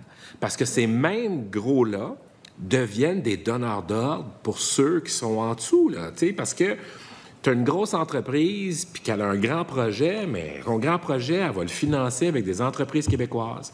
Elle va consommer de l'électricité québécoise, elle va employer des Québécois, elle va employer le soudeur pour construire son usine, elle va prendre des sous-traitants pour aller chercher d'autres pièces qu'elle a besoin dans sa production. Et ça a un effet marqué dans l'économie québécoise. Fait moi, c'est ce faux débat qu'il faut être plus PME ou plus grande entreprise, il faut faire les deux et il faut négliger aucun. Parce que les PME sont partout, ils représentent 80% du PIB québécois. On se doit de se préoccuper de ces gens-là. Par contre, les grandes entreprises ont un impact disproportionné par tête de pipe dans l'économie québécoise. On doit aussi se soucier de ces gens-là. Parce que les PME, souvent internationales, pas tout le temps, mais souvent, c'est des gens qui injectent des sous étrangers au Québec, là. On importe de l'argent. C'est le même argument qu'on fait pour le tourisme. Donc, je pense que c'est important d'avoir un discours là, qui ne crée pas de méchants. Les grosses entreprises qu'on aide, à juste titre, ne sont pas des méchants parce qu'ils sont gros, parce qu'ils sont étrangers. C'est tout le temps qu'on avait, mais c'était super intéressant. Je vais maintenant céder la parole. Ben non, c'est pas rendu là. Vous allez avoir un autre bloc, Monsieur le député. Je vais céder maintenant la parole au député de Marguerite Bourgeois. Merci, Madame la Présidente. Donc, on a une belle page d'histoire. C'est drôle parce que dans la vie, on devrait apprendre de nos erreurs. Puis, comment se fait-il que le CLD, si c'était comme on enlève le contexte là, que le PQ nous avait amené au bord du gouffre, puis on était sur le bord d'être décoté. Là, on a été décoté par SNP. Juste pour remettre les choses en perspective. Mais là, maintenant qu'on est décoté, vous faites quand même la même chose. Indirectement, c'est la même chose. En coupant les vivres là, à la ruche de ce monde, etc., c'est à peu près la même chose que de faire ce qui avait été fait dans les CLD. Donc, vous ne le voyez pas, ça, que c'est aussi dommageable pour le réseau, justement, des PME? Là, collègue, on ne peut pas l'avoir les deux bords. Bien, on ne peut pas être dépensier, gaspilleux, puis pas investir, puis de l'autre côté, les méchants coupeurs. Là. Toute proportion gardée, notre gouvernement a investi beaucoup plus que votre gouvernement l'a fait par le passé, et on continue de le faire. Et donc, moi, j'ai pas de gêne avec l'aide qu'on donne aux entreprises, indirectement par l'entremise de différents groupes qui nous aident à remplir la mission, et l'aide qu'on donne aux entreprises directement. Je pense que le bilan qu'on a parle par lui-même. Les Québécois ont plus d'argent dans leur poche aujourd'hui grâce aux interventions du gouvernement du Québec. OK. On peut mesurer ça de plusieurs façons, mais le bilan, c'est que vous avez la palme d'or des faillites au Canada. Le bilan, c'est que, justement, on a des exemples de ce qu'il fallait peut-être pas faire de façon aussi drastique par le passé et que vous répétez encore aujourd'hui, en dollars constants par rapport à de l'argent de 2018, l'argent de 2024, 2025. On s'entend, elle a perdu beaucoup de valeur à cause de l'inflation. Donc, quand on ajuste par rapport à l'inflation, plusieurs des interventions que le gouvernement fait actuellement sont similaires à ce qui était fait là, en 2018, toute proportion gardée. Là. Mais moi, je veux vous amener sur le fait que le premier ministre a tout de même dit la chose suivante. Je vais le lire, ça va prendre une minute. Là. J'aurais voulu en faire plus depuis 2018 pour rendre l'État plus efficace. Ça veut dire faire plus et faire mieux avec les moyens qui sont là. C'est un des grands défis qu'on est en train de relever. Je reviens là-dessus à chaque conseil des ministres depuis quelques mois. Je suis les progrès personnellement. Il y a trop d'employés administratifs au sein du gouvernement et des réseaux. Ce n'est pas les employés qui ne travaillent pas fort, mais il y a beaucoup trop de paperasse, de rapports, de reddition de comptes, de règlements. Il y en a trop d'organismes, trop de services administratifs qui pourraient être fusionnés. Il faut faire le ménage et c'est une de mes priorités. Le Premier ministre. Je me suis retenu juste à la dernière seconde. Le Premier ministre. Donc, on est donc dans ce contexte-là. Je vous ai dit tout à l'heure que net de vos 5 projets de loi, là, ça va quand même coûter 2,4 milliards par année en paperasse pour nos PME. On s'entend que beaucoup de ça, c'est l'interface avec le gouvernement, que le premier ministre vient justement de nous dire il faut en faire plus, il faut être capable d'être plus efficace. Là. Fait que, est-ce qu'il va avoir vraiment un objectif qui va faire bouger l'aiguille de façon significative? Parce que, à date, ça n'a pas vraiment été... je comprends l'effort, puis je suis avec vous là-dessus, Monsieur le ministre. Là. On doit aller vers l'allègement réglementaire. Mais est-ce que l'objectif va être plus costaud? Ça fait une couple de fois que le collègue évoque l'augmentation de la paperasse, puis c'est vrai, il y en a eu de l'augmentation. Puis il voudrait qu'on s'excuse pour ça. C'est sûr que c'est un travail en continu, réduire la paperasse. Mais est-ce que le collègue est contre le fait qu'on a renforcé la loi sur le français, 96, le projet de loi 96? Je sais que son parti est contre rehausser les niveaux de français puis de protéger le français au Québec, que son gouvernement a laissé planer. Mais l'intervention costaude qu'on a dû déployer pour protéger le français, notamment à Montréal, bien, oui, ça alourdit le fardeau administratif d'une manière importante. Est-ce que le collègue y est contre le fait qu'on protège les données de les gens dans le projet de loi 25, où ce qu'on vient dire que les entreprises là, qui veulent avoir nos données, mais ils ont une responsabilité, ça alourdit le fardeau administratif. Puis je l'entends quand je parle aux collègues, mais j'ai pas honte de ce projet de loi-là, moi. Donc oui, On a gouverné, Madame la Présidente. On a fait des choix difficiles, mais ça ne nous empêche pas, de l'autre côté, de réduire et d'avoir une volonté ferme de réduire la paperasse administrative des entreprises. Écoutez, j'entends le ministre, mais la réalité, là, c'est que si on parle du projet de loi 25, là, on est la seule juridiction en Amérique du Nord. Est-ce que les Ontariens, eux autres, en arrachent par rapport à nous là-dessus? La réponse à ça, c'est non. Est-ce que, si on écoute les gens de l'industrie, qu'est-ce qu'ils vont vous dire? On est comme définitivement en train d'exagérer, relativement parlant, par rapport à d'autres juridictions. C'est un fardeau administratif additionnel pour nos PME. Mais je comprends ce que le ministre essaie de me dire, là. Moi, je fais juste ramener ça au fait qu'aujourd'hui, OK, ça coûte 2,2 milliards de plus. Puis le 1 pour 1, là, il ne s'applique pas de façon dollar ici. Il s'applique peut-être en termes d'article de loi contre article de loi, mais en termes de dollars, on a ajouté 2,2 milliards. Donc, quand le premier ministre dit qu'il va être sur le dossier, il va suivre ça de proche, est-ce que vous avez eu une commande de la part du premier ministre à savoir on va réduire le fardeau administratif de nos PME en ne touchant pas à plusieurs lois? Ou est-ce que vous avez des coups des franges pour pouvoir vraiment faire un mouvement significatif dans ce fardeau-là de 2,2 milliards de dollars? Moi, je considère que les mouvements qu'on a faits sont significatifs, Madame la Présidente. Ce qu'on a fini? Non. Le travail pour l'allègement réglementaire, c'est un travail en continu. Et on va continuer. Puis, je rappelle, on est les premiers à le faire. Fait que moi, je ne suis pas gêné du tout du bilan qu'on a. On est les premiers à prendre au sérieux l'allègement réglementaire. Je pense que dans le dossier, on est les seuls qui sont crédibles pour le réaliser.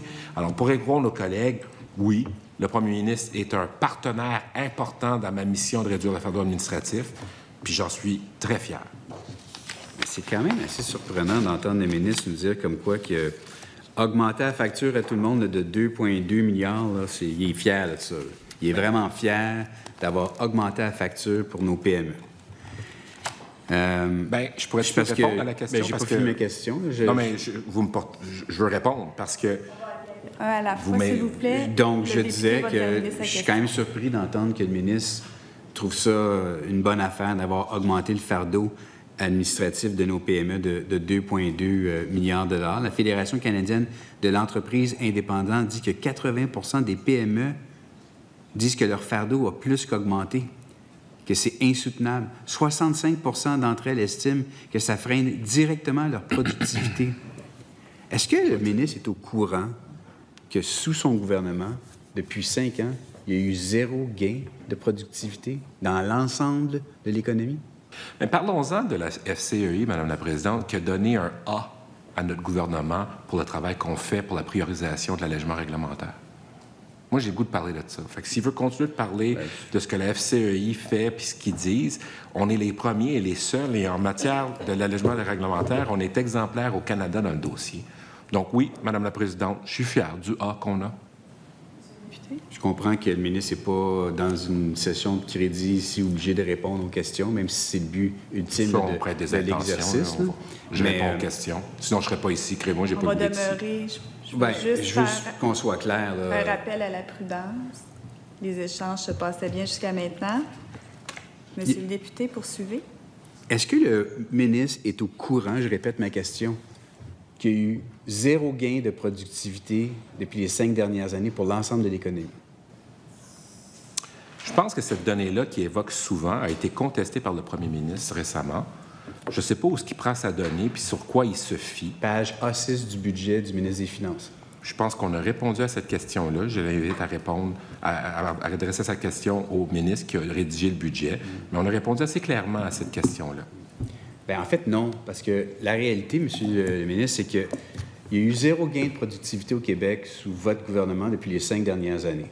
Le secteur privé a fait des gains. Le secteur public a mangé ces gains-là à un point tel que maintenant, net, c'est 0 Fait que donc, par rapport à ce que le premier ministre souhaite, là, est-ce que y a-t-il moyen de regarder de quoi là, pour faire en sorte que, justement, si on est capable de tirer vers le haut la productivité du Québec, y a-t-il moyen de faire en sorte que le ministre ici qui est en charge de l'allègement réglementaire, je ne parle pas là ici de juste couper dans le taux d'imposition, qui pourrait être une façon d'arriver à votre fin, là, mais au niveau de l'allègement réglementaire, est-ce que ça fait partie de ses priorités d'améliorer la productivité de nos entreprises? C'est sûr que la productivité, c'est un enjeu important par rapport à l'enrichissement collectif, et j'en parle à toutes les occasions que j'ai la chance de le faire, Madame la Présidente, que ce soit dans les discours ou dans les rencontres que j'ai, c'est le variable qui m'inquiète le plus, Madame la Présidente. On a réduit notre écart de richesse et c'est grâce à les gains qu'on a faits en productivité avec l'Ontario. Par contre, le problème qu'on a, c'est que le Canada a baissé, toute proportion gardée par rapport à ses pairs. Et c'est un enjeu important qu'on doit continuer de suivre.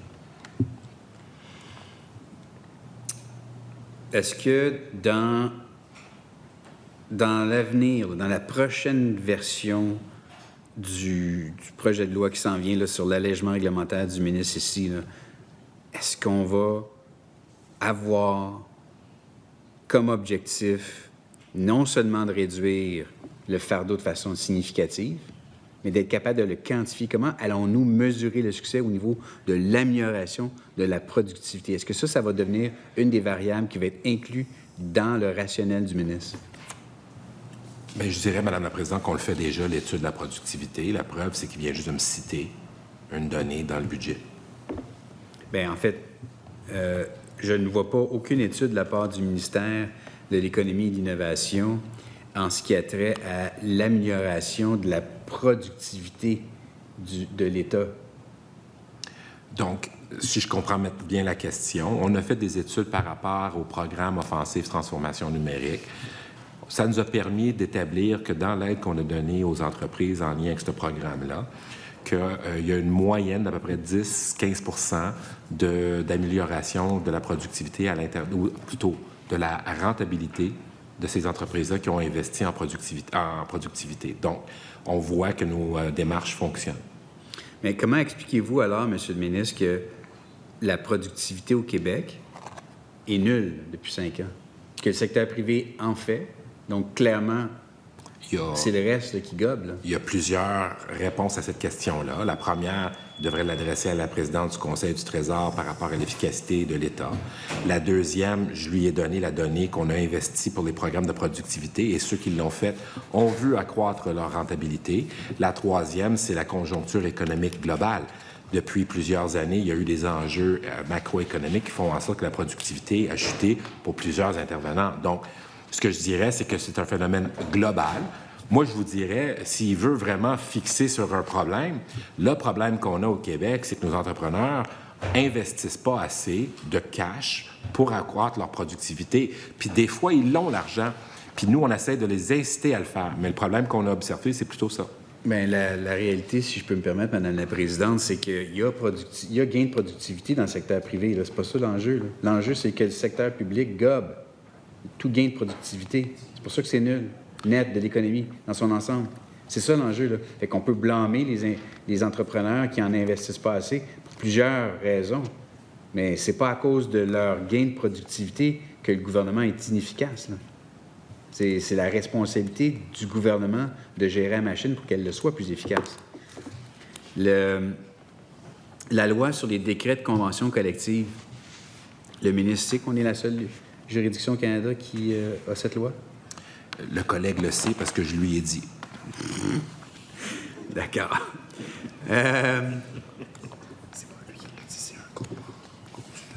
C'est une consultation, effectivement, merci. C'est une consultation que c'est sorti et non le ministre qui l'a dit, là, mais bon. Ceci étant, c'est de bonne guerre. Est-ce que, dans la prochaine itération là, de votre projet de loi sur l'allègement réglementaire, est-ce que ça serait quelque chose qui pourrait, en fait, disparaître, ce décret-là? J'ai énoncé à plusieurs reprises aux collègues ma grande ouverture à une réforme de cette disposition législative-là. Et comme j'ai dit à sa collègue plus tôt, tantôt, et quand je l'ai dit durant les consultations du projet de loi, quand on fait de l'allègement réglementaire, on doit mesurer les impacts Enlever les décrets de convention collective aurait un impact important qui doit être planifié et prévu. Le temps est écoulé. Je vais céder la parole à la partie gouvernementale, au député de Nicolas Bécancour. La parole est à vous. Merci, Madame la Présidente. Je me questionnais tantôt en écoutant l'échange. Tu sais, pourquoi qu'on fait de l'économie? Pourquoi que... Tu sais, un des objectifs, en tout cas, de mon point de vue, c'est d'améliorer la situation des gens. C'est de faire en sorte que, si on compare leur situation, on réussit à l'améliorer. Puis un des critères, c'est pas tout, mais un des critères, c'est le salaire. Puis c'est le salaire qui reste dans les poches. Puis quand on regarde les chiffres, puis j'entends jamais le collègue de Marguerite Bourgeois mentionner ça, il mentionne d'autres choses plus négatives, mais quand on regarde l'évolution du salaire disponible, c'est au Québec qu'on a eu les meilleurs résultats depuis 6 ans, depuis qu'on est au pouvoir. Un autre critère, puis je le sais qui est assez féru d'économie pour comprendre ça, puis connaître ça, puis probablement encore plus que moi, un des autres critères, c'est le PIB. Puis quand on regarde la croissance du PIB par capita au Québec, on a le meilleur score au Canada dans les 6 dernières années. Puis quand on regarde un autre critère vraiment important, c'est l'investissement privé. C'est comment qu'on réussit à faire investir des entreprises chez nous. Encore là, on a un meilleur score au Canada dans les 6 dernières années. Fait que pour moi, je ne sais pas, j'aimerais ça vous entendre là-dessus. C'est un peu décevant qu'on n'entende pas notre collègue de Marguerite Bourgeois de parler de ces points-là très particuliers. Je ne sais pas qu'est-ce que vous en pensez. J'en ai long à dire. Voici un tableau qui parle des productivités des entreprises sous la CAQ, pour ceux qui peuvent le voir, puis sous les libéraux. On voit le petit L libéral, là. Ça veut dire que c'est pas bon. Puis quand tu vois le bleu CAQ, mais ça veut dire que c'est bon. Puis quand on parle ici du pouvoir d'achat des entreprises 2019-2022, on peut voir à la table ici 6,5 % d'augmentation du pouvoir d'achat comparativement à 4,3 du Canada. Et ça se compare, on est mieux que la France, on est mieux que l'OCDE, on est mieux que les États-Unis en termes de pouvoir d'achat. Quand on regarde aussi tout ce qui est le PIB réel par habitant, même si on s'est fait inonder d'immigrants temporaires là, qui n'étaient pas nécessairement qualifiés. Regardez ça ici, là. On a une augmentation du PIB par habitant qui a augmenté malgré la pression sur ces bas salaires-là qui a mis sur l'économie. La rémunération globale hebdomadaire nominale 2018-2024, une augmentation importante à ce niveau-là. Écoutez, j'en ai plein des graphiques de même, je m'amuse à les collectionner. Puis la bonne nouvelle, c'est que malgré le fait là, très réel que les Québécois ressentent que c'est difficile, puis c'est vrai, c'est difficile pour beaucoup trop de personnes au Québec, la réalité, là, c'est qu'on s'en sort mieux que les autres. Imaginez si on était mal en point comme les autres. Puis ça ne veut pas dire que ça va très bien, parfaitement bien, puis qu'on n'a rien à faire. Ça veut dire qu'il faut continuer nos efforts et accroître le travail pour essayer d'avoir un impact. Puis le ministère de l'Économie, sa job, c'est de créer les conditions gagnantes pour être sûr que nos entreprises peuvent en faire plus avec moins, puis d'aller plus loin et enrichir les Québécois. Puis le premier ministre le dit tout le temps, c'est pas une fin en soi, mais ça veut dire qu'on est capable de payer nos enseignantes, on est capable de payer nos infirmières, capable d'avoir des vies décentes. C'est ça le rôle du ministère de l'Économie.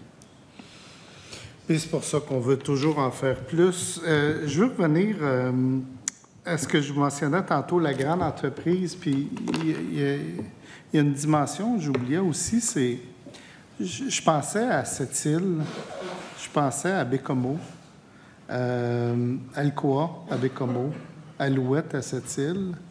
On peut-tu imaginer ces deux villes-là qui perdent, parce que j'ai entendu souvent le collègue de Marguerite Bourgeois un peu, pas dénigré, là, je veux pas, mais tu sais, baisser les résultats, les bénéfices d'avoir de la grande entreprise comme ça chez nous. Est-ce qu'on peut imaginer qu'est-ce que serait Bécomo, cette île, si on perdait ces entreprises-là? Puis pas seulement en termes d'emploi direct, puis comme je mentionnais tantôt, les PME qui se développent alentour, mais je pense au cégep, je pense à des cours qui vont se donner spécifiquement par rapport à des grandes entreprises comme ça. Fait que, juste vos commentaires par rapport à cette île et Bécomo. Bien, ça serait catastrophique pour plusieurs raisons. Quand tu es un parti des régions, tu réalises que l'occupation du territoire devient la chose, le métrique le plus important.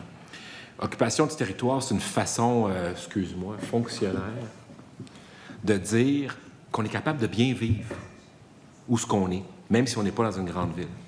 Ça veut dire que les collègues qu'on a sur la Côte-Nord ont accès à des soins de santé, l'éducation, un emploi, les garderies, puis on peut faire bon vivre en région.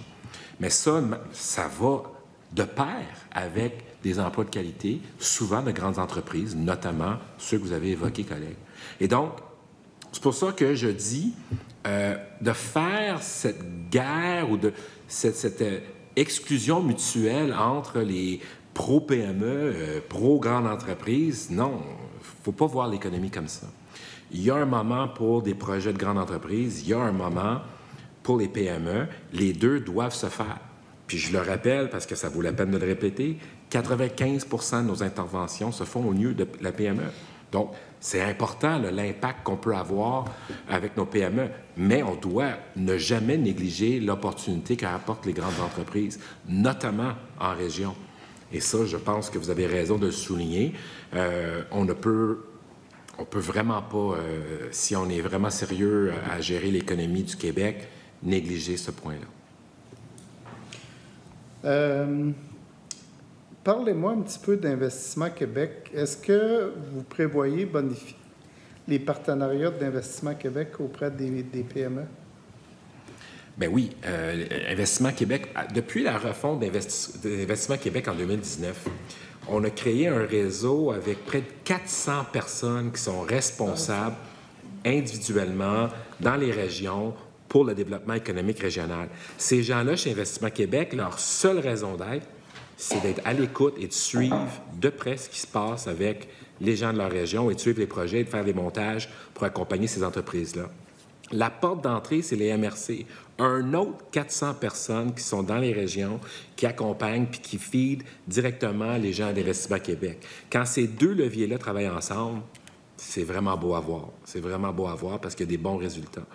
Et ça prouve que depuis qu'on a fait la refonte d'Investissement Québec en 2019, on est présent sur le territoire, on accompagne les gens et on a un focus pro-région. Merci. Merci. Merci, M. le ministre. Je vais maintenant céder la parole au député de Marguerite Bourgeois pour un petit peu plus de 14 minutes. Merci, Mme la Présidente. Premièrement, je veux juste revenir sur une statistique. Là, on parle de chiffres, puis on dit PIB, puis les meilleurs salaires, puis tatati, puis tatata. Le gouvernement de la CAQ a, depuis 2018, engagé 176 500 personnes de plus sur son payroll. 60% des emplois nouveaux créés au Québec là, ont été faits dans la machine. Ces salaires-là, c'est des salaires qui sont plus élevés que la moyenne en général. Et quand on parle, là, OK, c'est self-fulfilling prophecy là, ici. Là. Fait que c'est sûr que les salaires ont augmenté au Québec. Vous avez fait augmenter les salaires en les engageant. Je veux dire, c'est comme automatique que ça va arriver comme ça. Là. Augmenter les dépenses de 59 %. On va avoir, à terme, augmenté la dette de 100 milliards de dollars sous votre régime. Ça leur a pris 8 ans à la CAQ, augmenter la dette de 100 milliards. Puis de 1960 à 2018, là, OK, ça a pris 60 ans approximativement pour faire 170 milliards de dettes. Fait que juste pour mettre les choses en perspective, là, OK, oui, il y a une amélioration du salaire moyen des Québécois. C'est certain, là. parce que vous avez été l'employeur de choix, puis c'est correct. Je ne suis pas contre le fait qu'on ait besoin de plus de professeurs, on a besoin de plus de médecins, etc. C'est normal. Mais on est rendu où est-ce qu'on est rendu parce que c'est le choix que vous avez fait. Puis là, bien, on a été décotés. Donc, on est allé dans cette direction-là un peu trop fort, tellement qu'on s'est fait décoter. Juste pour remettre les statistiques, parce que j'aime bien les tableaux, là, moi aussi. Là. Bien, je peux-tu répliquer? Bien, je fais juste répondre aux commentaires qui avaient été mis par votre collègue. Là. Moi, je vais revenir sur le fait que on parlait tout à l'heure de la loi sur les décrets de convention collective. Est-ce que vous étiez au courant, Monsieur le ministre, que c'est 12,3 millions de dollars annuels qu'on se trouverait économiser si on n'avait pas cette loi-là? C'est-tu moi qui t'a donné ça aussi? Non. OK. Écoutez, 80 des personnes que le gouvernement du Québec a embauchées, c'est des gens qui livrent directement des services.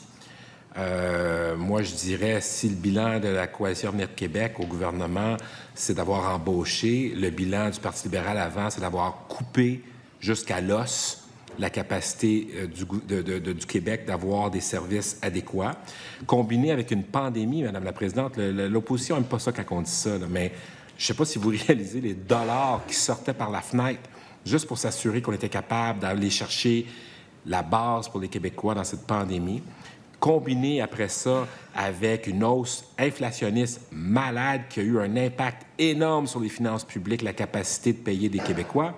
J'ajoute après ça une guerre tarifaire historique. Je pense, toute proportion gardée, notre gouvernement a été un gouvernement qui a eu des crises et qui a géré les crises et qu'on va continuer, je pense, à gérer la crise. Ceci étant, sur les conventions collectives... Monsieur le ministre, monsieur le député. On va poser la question autrement, mais juste pour qu'on soit clair, pour que tout le monde qui nous écoute actuellement à la télévision l'entende. Est-ce que vraiment, là, quand vous me dites ça, vous êtes sincère? Parce que je pense que la qualité des services, quand on attend comme 4 à 5 heures de plus maintenant en moyenne dans les hôpitaux, quand il manque de profs, quand il n'y a pas de place en garderie, je comprends là, que c'était le festival des dépenses, mais est-ce que vraiment vous pensez que les services sont mieux livrés à la population? En 2018, là, OK, les services étaient mieux livrés à la population. Il y avait moins de temps d'attente dans les hôpitaux. Il y avait moins de profs qui manquaient. Fait que là, on est rendu ailleurs. Là. On a moins d'argent, on a dépensé comme des marins en cavale, puis là, on est rendu, là, aujourd'hui, où est-ce que les services sont plus au rendez-vous. Fait que maintenant qu'on va pas répondre à la question, je vais la répéter. Là. Est-ce que vous êtes au courant que c'est 12,3 millions d'économies qu'on pourrait avoir si on enlevait les décrets de convention collective? Je ne peux pas m'empêcher de réagir, Madame la Présidente, parce que le collègue oublie un fait important. Son grand frère, avec son équipe de Pablo, écoute, ils ont rajouté 1 million de personnes. Demeurer respectueux dans les propos. Je vous invite à la prudence. Alors, je ne peux pas m'empêcher, Madame la Présidente. Il n'y a plus quelqu'un qui est responsable d'augmenter la population d'1 million au Québec en 6 ans. C'est sûr que ça va affecter les services, Madame la Présidente. Puis ça aussi, ça va faire. Donc, là, on va essayer de rester sur le sujet. Je pense que le parti au pouvoir à Québec, c'est la Coalition Avenir Québec. C'est le parti qui a voulu augmenter le nombre de travailleurs temporaires sans vraiment les contrôler pendant plusieurs années. Fait qu'on va arrêter tout de même là, de pointer ailleurs. Là. Je veux juste clarifier ce point-là. Vous étiez en contrôle de ça. Vous l'avez échappé comme dans bien d'autres départements. Là. En tout cas, les PME là, sont exaspérées par les délais de traitement de tout ce que la paperasse, le fardeau administratif qu'elles subissent actuellement. Là.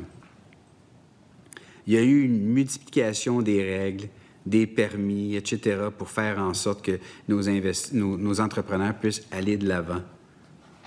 Est-ce que, pensez-vous, là, quand on regarde au niveau de la loi sur les conventions collectives, pensez-vous que celle-là, là, on va pouvoir la voir disparaître dans votre prochain projet de loi sur l'allègement réglementaire? Oui ou non? Je ne voudrais pas commettre un outrage, Madame la Présidente. je ne peux pas commenter ce qui va être ou pas dans un projet de loi, Madame la Présidente. Est-ce que le ministre considère que celle-là, elle est peut-être plus facile à enlever que d'autres?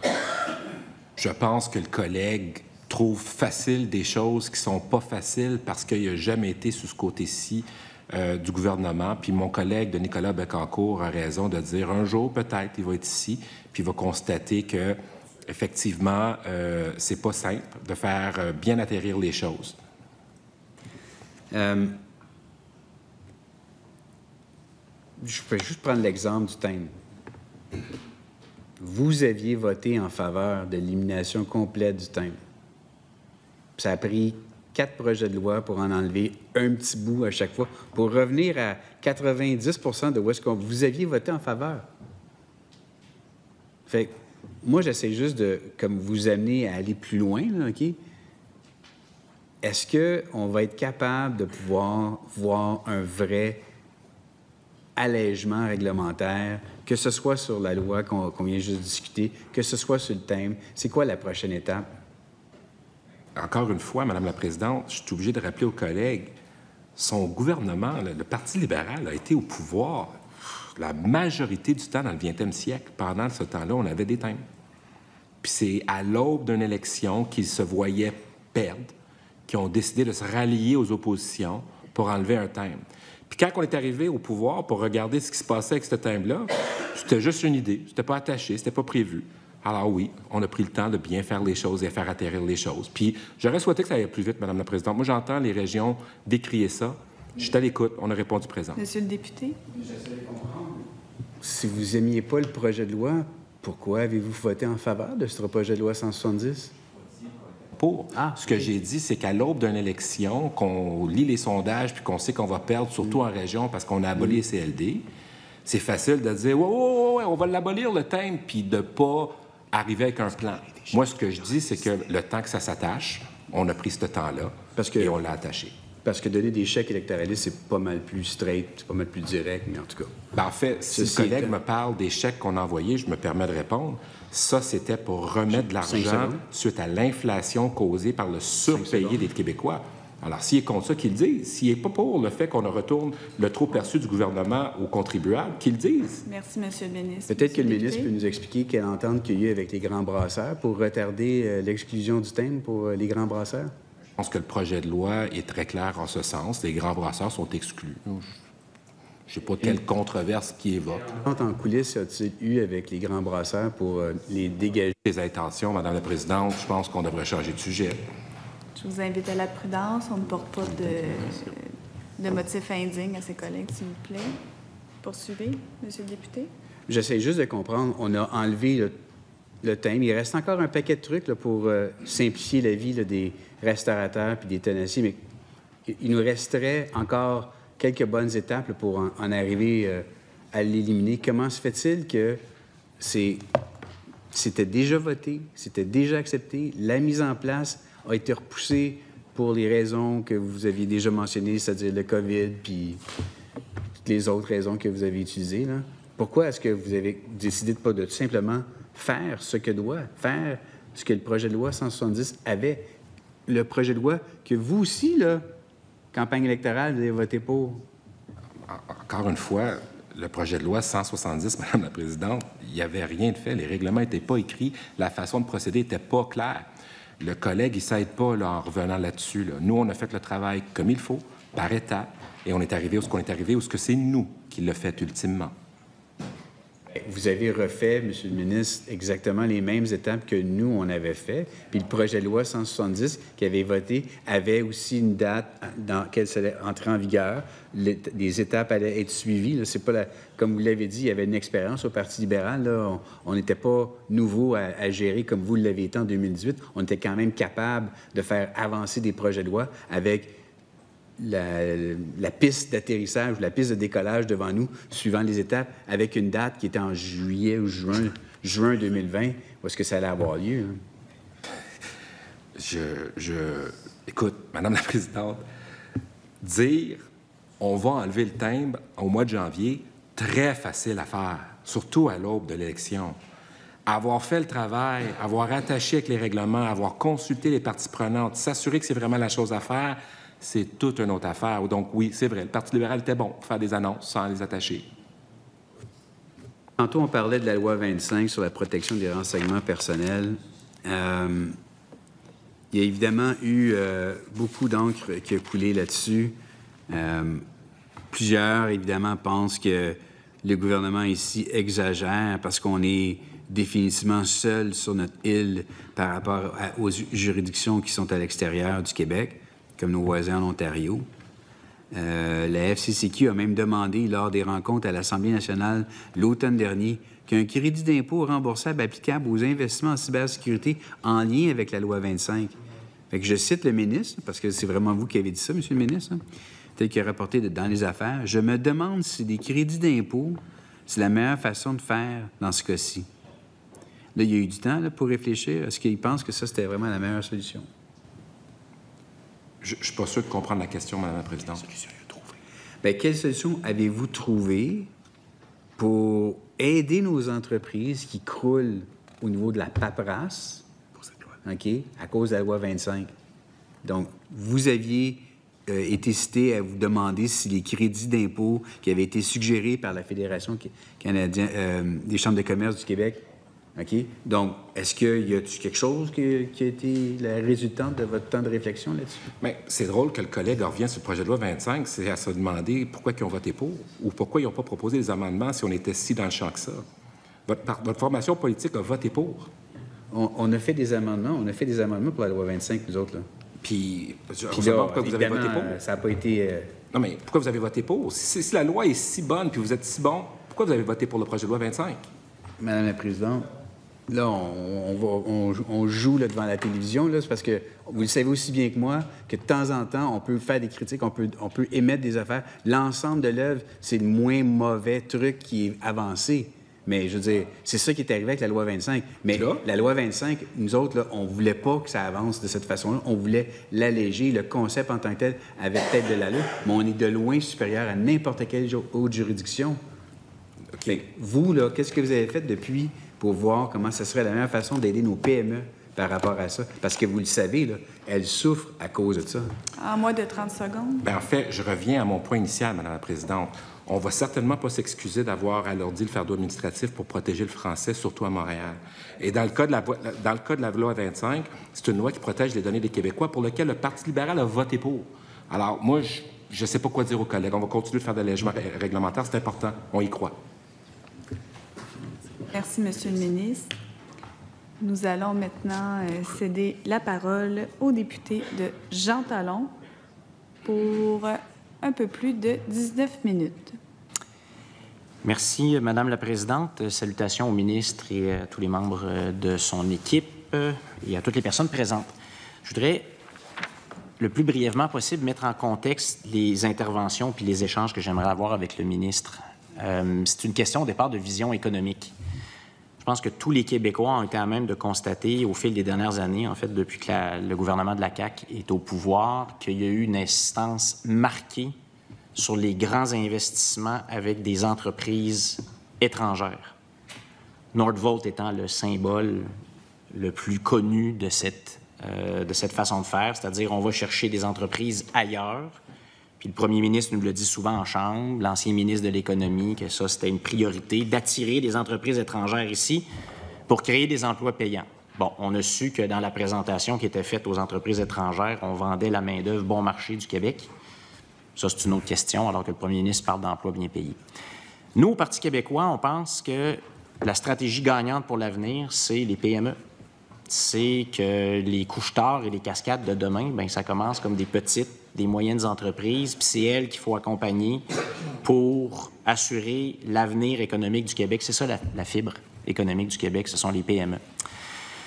Actuellement, selon les calculs là, des dernières années, en fait de toutes les années depuis que votre gouvernement est au pouvoir, c'est 4 milliards qui auraient été perdus dans le Fonds de développement économique, qui est essentiellement un fonds qui a été consacré à des investissements dans des grandes entreprises. C'est beaucoup d'argent perdu pour une gestion axée sur le risque et souvent avec des belles communications, mais peu de résultats. Pendant ce temps-là, on a coupé dans les programmes aux PME.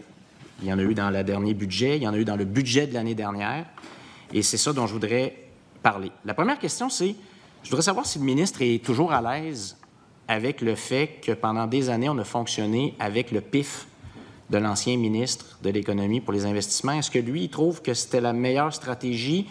Est-ce qu'il trouve que ça donnait des bons résultats? Et est-ce que ça va être les mêmes critères pour l'avenir, notamment pour les PME, où on va avoir des critères plus clairs qui vont faire comprendre aux Québécois où va l'argent et pourquoi on l'investit dans telle entreprise plutôt que dans telle autre entreprise? Permettez-moi, Madame la Présidente, de souhaiter la bienvenue aux collègues. Content d'échanger avec vous. Écoutez, il y en a beaucoup dans la question. Là, je ne sais pas quelle vous prendre, là, mais comme je disais tantôt aux collègues de Nicolas Becancour, il faut faire les deux. J'adhère pas à la thèse qu'on ne doit pas investir dans les grandes entreprises et les PME. Puis je rappellerai aux collègues en passage que 95 % de nos interventions se sont faites dans les PME. L'accompagnement, le financement. Donc, moi, je suis fier du bilan qu'on a de l'aide qu'on a faite aux PME. Le collègue parle de coupures aux PME. En fait, on a investi depuis 2018 beaucoup d'argent dans l'écosystème entrepreneurial, notamment pour aider les PME, financer des incubateurs, des accélérateurs. Donc, il y a eu des réorientations dans le contexte économique actuel dans le dernier budget, mais avant ça, et surtout depuis qu'on est là, il y a eu des investissements massifs tant pour les PME que dans le développement de nouvelles filières, notamment la filière batterie, qui, je dois dire, puis le collègue est ici pour le confirmer, va très bien. Bien, en tout cas, le Fonds de développement économique, essentiellement des investissements dans la grande entreprise, exercice 2019-2020, 1,78 milliard de pertes. L'année suivante, 474,7 millions. L'année suivante, 194 millions. L'année suivante, 2022-2023, 475 millions. L'année suivante, 658 millions. C'est 4 milliards de perdus. Donc, je comprends que vous nous parlez des investissements en nombre d'investissements dans les PME, mais en montant, votre gouvernement a eu une insistance marquée pour les PME étrangères, pour les grandes entreprises étrangères. Puis votre premier ministre, en fait, le premier ministre s'en est vanté. Bon, vous dites qu'il n'y a pas eu de coupure, mais l'année dernière, dans le budget, j'aimerais vous amener là sur les coupures de crédit d'impôt en audiovisuel. Ça fait 1 an que vous avez sabré dans le programme. Le ministre a dit en Chambre, bon, c'était caduc ou ça n'avait pas d'impact, peu d'impact ici. Il a même allégué en Chambre que c'était de l'argent qui s'en allait aux États-Unis. D'autres parlent d'un désastre pour une industrie florissante. Des coupes de crédit d'impôt, un frein pour le jeu vidéo au Québec. On annonçait, par exemple, que Double Negative, un fleuron de l'industrie, était désormais menacé. Moi, j'en ai plusieurs qui sont venus me voir en disant « c'est un désastre, ces coupures-là ». Bon, ça fait 1 an que les coupures ont eu lieu. Moi, j'aimerais savoir si vous avez fait une analyse des conséquences de votre décision. Est-ce que vous avez des chiffres? Est-ce que vous avez des études d'impact? Est-ce que vous avez fait un suivi de l'impact de ces mesures-là sur nos industries, dont ici certaines dans la capitale nationale, d'autres à Montréal? Donc, est-ce que ça marche, votre coupure de crédit dans l'audiovisuel? Bien, avant de répondre, j'aimerais revenir sur l'énoncé du collègue qui parlait des investissements étrangers. Tu sais, je veux juste rappeler aux collègues que depuis la refonte d'Investissement Québec, on a vu en 2019-2020 2,9 milliards d'investissements étrangers au Québec. 2020-2021, 3,75. 2021-2022, 4,64 milliards. En 2023-2024, c'est 13 milliards d'investissements directs étrangers qu'on a eu. Donc, moi, j'adhère pas avec la théorie du collègue que ces argents-là ne sont pas importants, puis c'est pas quelque chose qui doit être accompagné. Puis je maintiens le fait qu'on est présent pour nos PME. C'est 60 % le montant de l'aide qu'on donne qui va destiné aux PME. Dans le 95, c'est 60 % de l'aide qu'on donne qui aide les PME. Moi, je pense qu'on est à la bonne place. Pour revenir sur le crédit d'impôt, j'inviterais le collègue peut-être à regarder avec le ministère des Finances, voir de leur côté s'ils n'ont pas des données. De notre côté, on n'a pas constaté un grand changement dans l'écosystème. On m'en parle un peu de cette déception-là, un peu comme le collègue. Je pense que tout changement peut avoir un impact, mais on n'a pas noté des grands chamboulements dans l'industrie de l'audiovisuel. Bien, est-ce que vous avez... Ça, c'est beaucoup. Ce sont vraiment des PME québécoises. Oui. Vous voulez, je peux essayer de vous trouver les données, je ne les ai pas avec Et moi. donc, vous n'avez pas les données, le nombre d'emplois, est-ce qu'il y en a qui ont été perdus, puis tout ça? Parce que ce sont des PME, hein? C'est le genre de choses qui... dans le fond, ce que vous dites, c'est des PME, je devrais l'avoir. Moi, ce que je vous dis, c'est que dans les données qu'on a, on n'a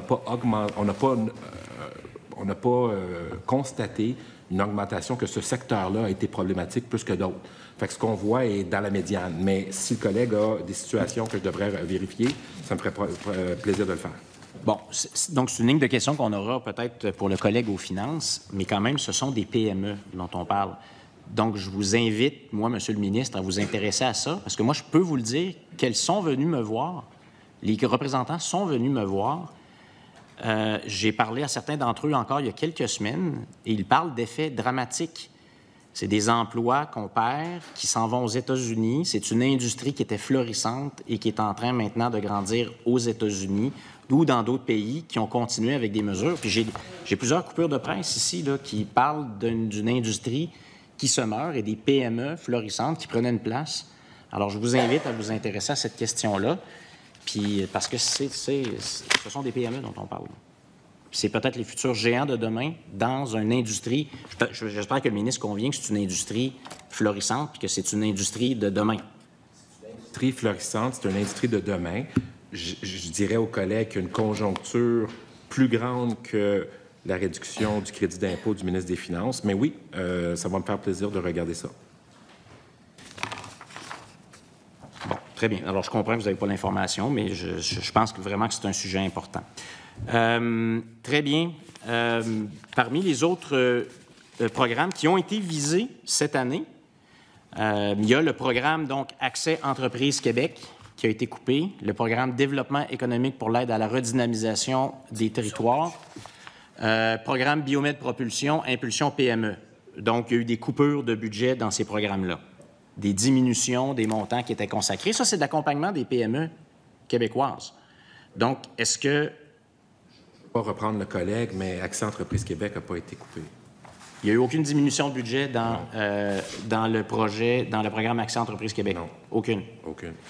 Vous avez visé 4 programmes dans le budget qui étaient destinés aux PME? En fait, Accès Entreprises Québec, pour le bénéfice du collègue, c'est un accompagnement qu'on donne aux MRC locaux qui sert à financer des ressources dans les régions. Oui, oui, tout à fait. Ça marche bien? Ça marche très bien, c'est pour ça qu'on n'a pas touché. Les montants sont intacts? C'est intact. Dans ce projet-là, dans ce programme-là? Oui. Bon, très bien. Les 3 autres?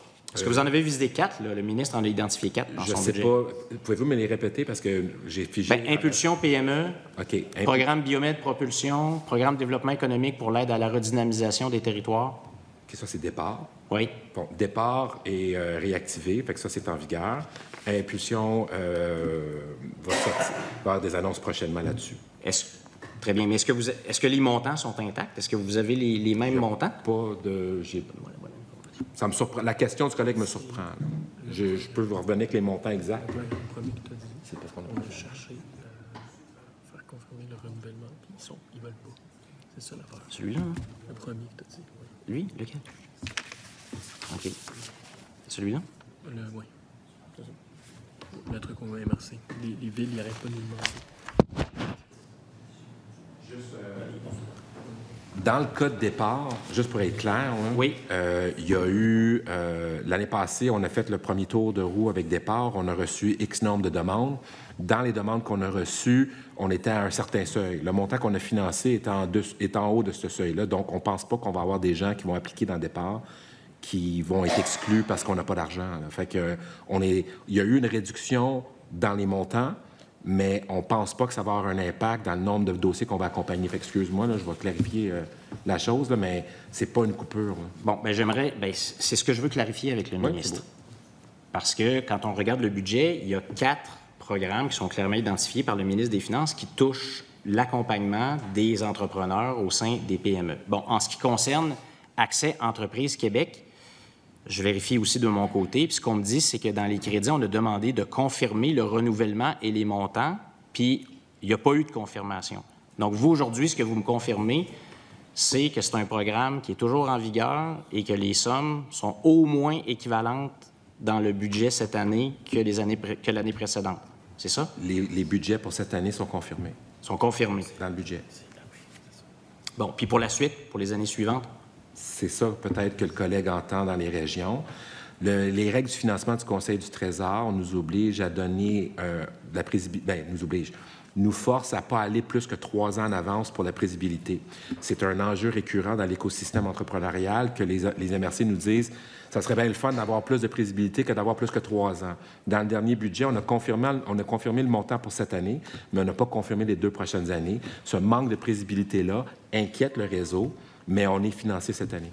Donc, je comprends que vous êtes conscient de cette préoccupation, parce que, de fait, on a besoin de savoir si l'accompagnement va durer dans le temps. Puis là, l'absence de réponse ou de confirmation a généré, donc, des inquiétudes que vous comprenez. C'est la raison pour laquelle j'ai fait un discours auprès du FQM la semaine passée pour les avertir que j'étais un partenaire avec eux, qu'on est satisfait du travail et que notre souhait, c'est de continuer, mais je ne peux pas le confirmer en ce moment, je n'ai pas les crédits.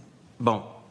Sur les 3 autres programmes, donc, j'ai ici là, un certain nombre de coupures de presse là, qui démontrent l'inquiétude du milieu des jeunes pousses et du milieu des PME quant à ces 3 programmes-là, qui sont les 3 autres dont on a parlé. Donc, moi, j'aimerais savoir, donc, quelle information, quelle étude d'impact vous avez sur chacun de ces programmes-là, combien est investi, de combien vous diminuez ou de combien vous coupez, pourquoi. Donc, on a commencé à parler, je pense, de départ. C'est ça?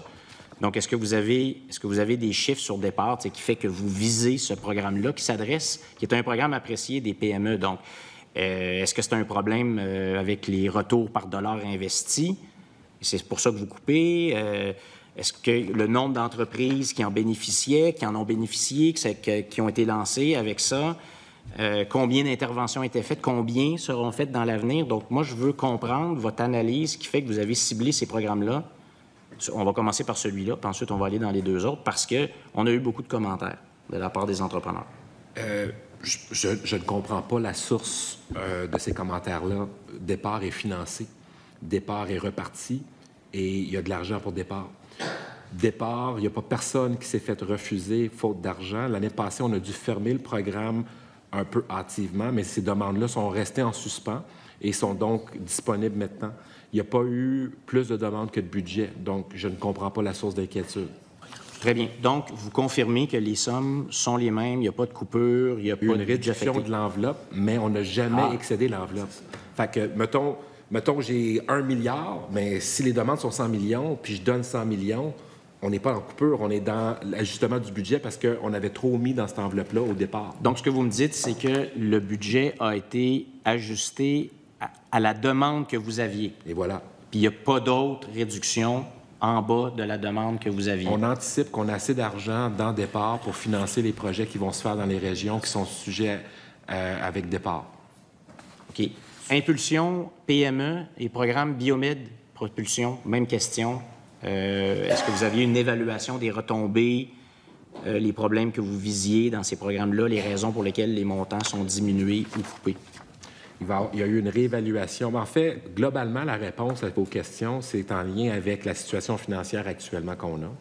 On nous a demandé de faire un effort et de voir qu'est-ce qu'on pouvait faire. Notre objectif, c'était d'avoir des programmes qui étaient financés à la hauteur des défis qu'on a dans le contexte économique actuel. Donc, on a voulu avoir des programmes qui étaient bien financés pour permettre la diversification des entreprises, permettre aussi l'achat local, mettre l'emphase sur la productivité, tous des enjeux qui nous permettent de passer au travers de la crise. Donc, quand vous cherchez une raison pour laquelle on a réduit ou diminué, c'était pour permettre davantage de faire cela. Dans le cas d'impulsion, il va y avoir une annonce bientôt. On a réduit le budget, mais on ne pense pas que ça va avoir un impact significatif sur notre capacité de faire la mission. OK. Bien, je sais que je ne peux pas les montrer, mais j'ai diverses coupures de presse ici, notamment de revues spécialisées pour les PME qui indiquent de véritables inquiétudes. Donc, les entrepreneurs disent « Mais pourquoi on ne nous a pas parlé de ça avant? » Notamment les entreprises qui sont dans le programme. Et on évoque des craintes pour la survie d'entreprises, des craintes pour les PME en région, notamment dans les sciences de la vie. Est-ce que vous avez fait une évaluation? Je comprends, donc vous dites, on avait un problème dans les finances publiques, il a fallu qu'on choisisse, on a choisi celle-là, mais ça vise des PME. Non, c'était pas ça l'analyse. On a des analyses d'impact. Est-ce qu'on a fait une évaluation avant? C'est ça ma question. L'analyse, c'était pas on règle un problème de finances publiques. L'analyse, c'était est-ce que ce programme-là est encore pertinent compte tenu que le financement est venu à terme. Là, on réévalue les financements pour voir la pertinence dans le contexte économique actuel. Donc, on a fait cette analyse-là et on est arrivé avec ce résultat-là. On a fait le choix de mettre de l'argent, plus d'argent, pour accompagner les entreprises dans la crise actuelle. Diversification des marchés, achat local et productivité. Donc, on a mis de l'argent là, on a mis le focus là-dessus. Ça veut dire, par contre, qu'il fallait faire des choix. Fait qu'on, dans certaines enveloppes, on a réduit le montant, comme dans le cas que vous nous annoncez, mais on n'a pas arrêté le programme. Bien, c'est parce que là, on a des entrepreneurs, des secteurs visés qui disent ils ont des véritables craintes. Là. Pour eux, c'est des coupures réelles. C'est des programmes auxquels ils ont plus accès. Puis là, j'essaie de comprendre la réponse. Vous me dites, on a pris l'argent, puis on l'a envoyé, par exemple, dans les fonds qu'on va utiliser pour gérer les impacts de la guerre commerciale, par exemple. Est-ce que c'est ça? C'est à 30 000 pieds, ça se résume à ça. Parce que ça, c'est pour compenser des pertes par ailleurs. Là. Non, donc c'est pas de l'argent qu'on met de plus pour les PME. Bien oui. Si j'accompagne une entreprise québécoise qui fait des exportations aux États-Unis, puis je lui permets, puis je lui donne les outils pour avoir un nouveau marché en Europe, je pense qu'on aide puis on contribue à l'essor des PME. OK. Je ne suis pas sûr que c'est très rassurant pour les entreprises visées. Donc, ce que vous nous dites, vous avez fait des choix, c'est légitime, mais c'est des choix qui visent les PME, alors qu'on a parlé du fait qu'il y a encore beaucoup d'argent, notamment pour les entreprises étrangères. Bon, faire face à la guerre commerciale, j'ai bien regardé, moi, les crédits, j'ai bien regardé le budget, puis j'écoute votre réponse, puis en gros, vous nous dites, on va continuer à faire ce qu'on a fait les dernières années, parce que c'est des programmes déjà existants qui sont adaptés pour tenir compte de la situation actuelle, mais si ça fonctionnait pour la diversification, on le saurait. Puis ce qu'on sait jusqu'à maintenant, c'est que ça n'a pas eu beaucoup d'impact. Nous, au Parti québécois, on a proposé une véritable mesure qui peut vraiment lancer un signal important pour les PME exportatrices, et c'est de rendre non imposables les revenus d'exportation dans des nouveaux marchés. On dit, si tu vas explorer ailleurs, Asie, Amérique latine, Europe, Afrique, tes revenus vont être non imposables. Est-ce que vous avez analysé cette solution-là plutôt que de reproduire des programmes qui n'ont pas fait leur preuve sur l'aide à la diversification? Ça, je pense que vous allez en convenir avec moi, là, qu'on n'a pas atteint les cibles qu'on avait fixées. En fait, les économies qu'on a... Pas les économies, mais la hausse de la diversification, elle est manifeste. On a augmenté de 12 ou 15, j'ai oublié le chiffre exact, le commerce qu'on a avec l'Europe. On a augmenté de 34 les échanges commerciaux entre les provinces. Donc, les résultats sont au rendez-vous. C'est la première fois que j'entends votre suggestion. Ça va me faire plaisir d'en discuter davantage avec vous. Je ne suis pas au courant exactement de ce que ça comporte, mais je peux vous dire qu'on a fait de la diversification. Le problème, c'est que la géographie fait en sorte que c'est plus facile pour les entrepreneurs d'aller aux États-Unis. C'est une tendance qu'on tente de renverser. Il reste 10 secondes. Merci. Pour vous saluer, M. Merci. le ministre et toute votre équipe. Toujours un plaisir, collègue. Merci beaucoup. Le temps étant réputé écoulé, la Commission suspend ses travaux jusqu'à 18h40, où elle entreprendra l'étude du volet économie sociale, des crédits budgétaires du portefeuille économie, innovation et énergie. Merci.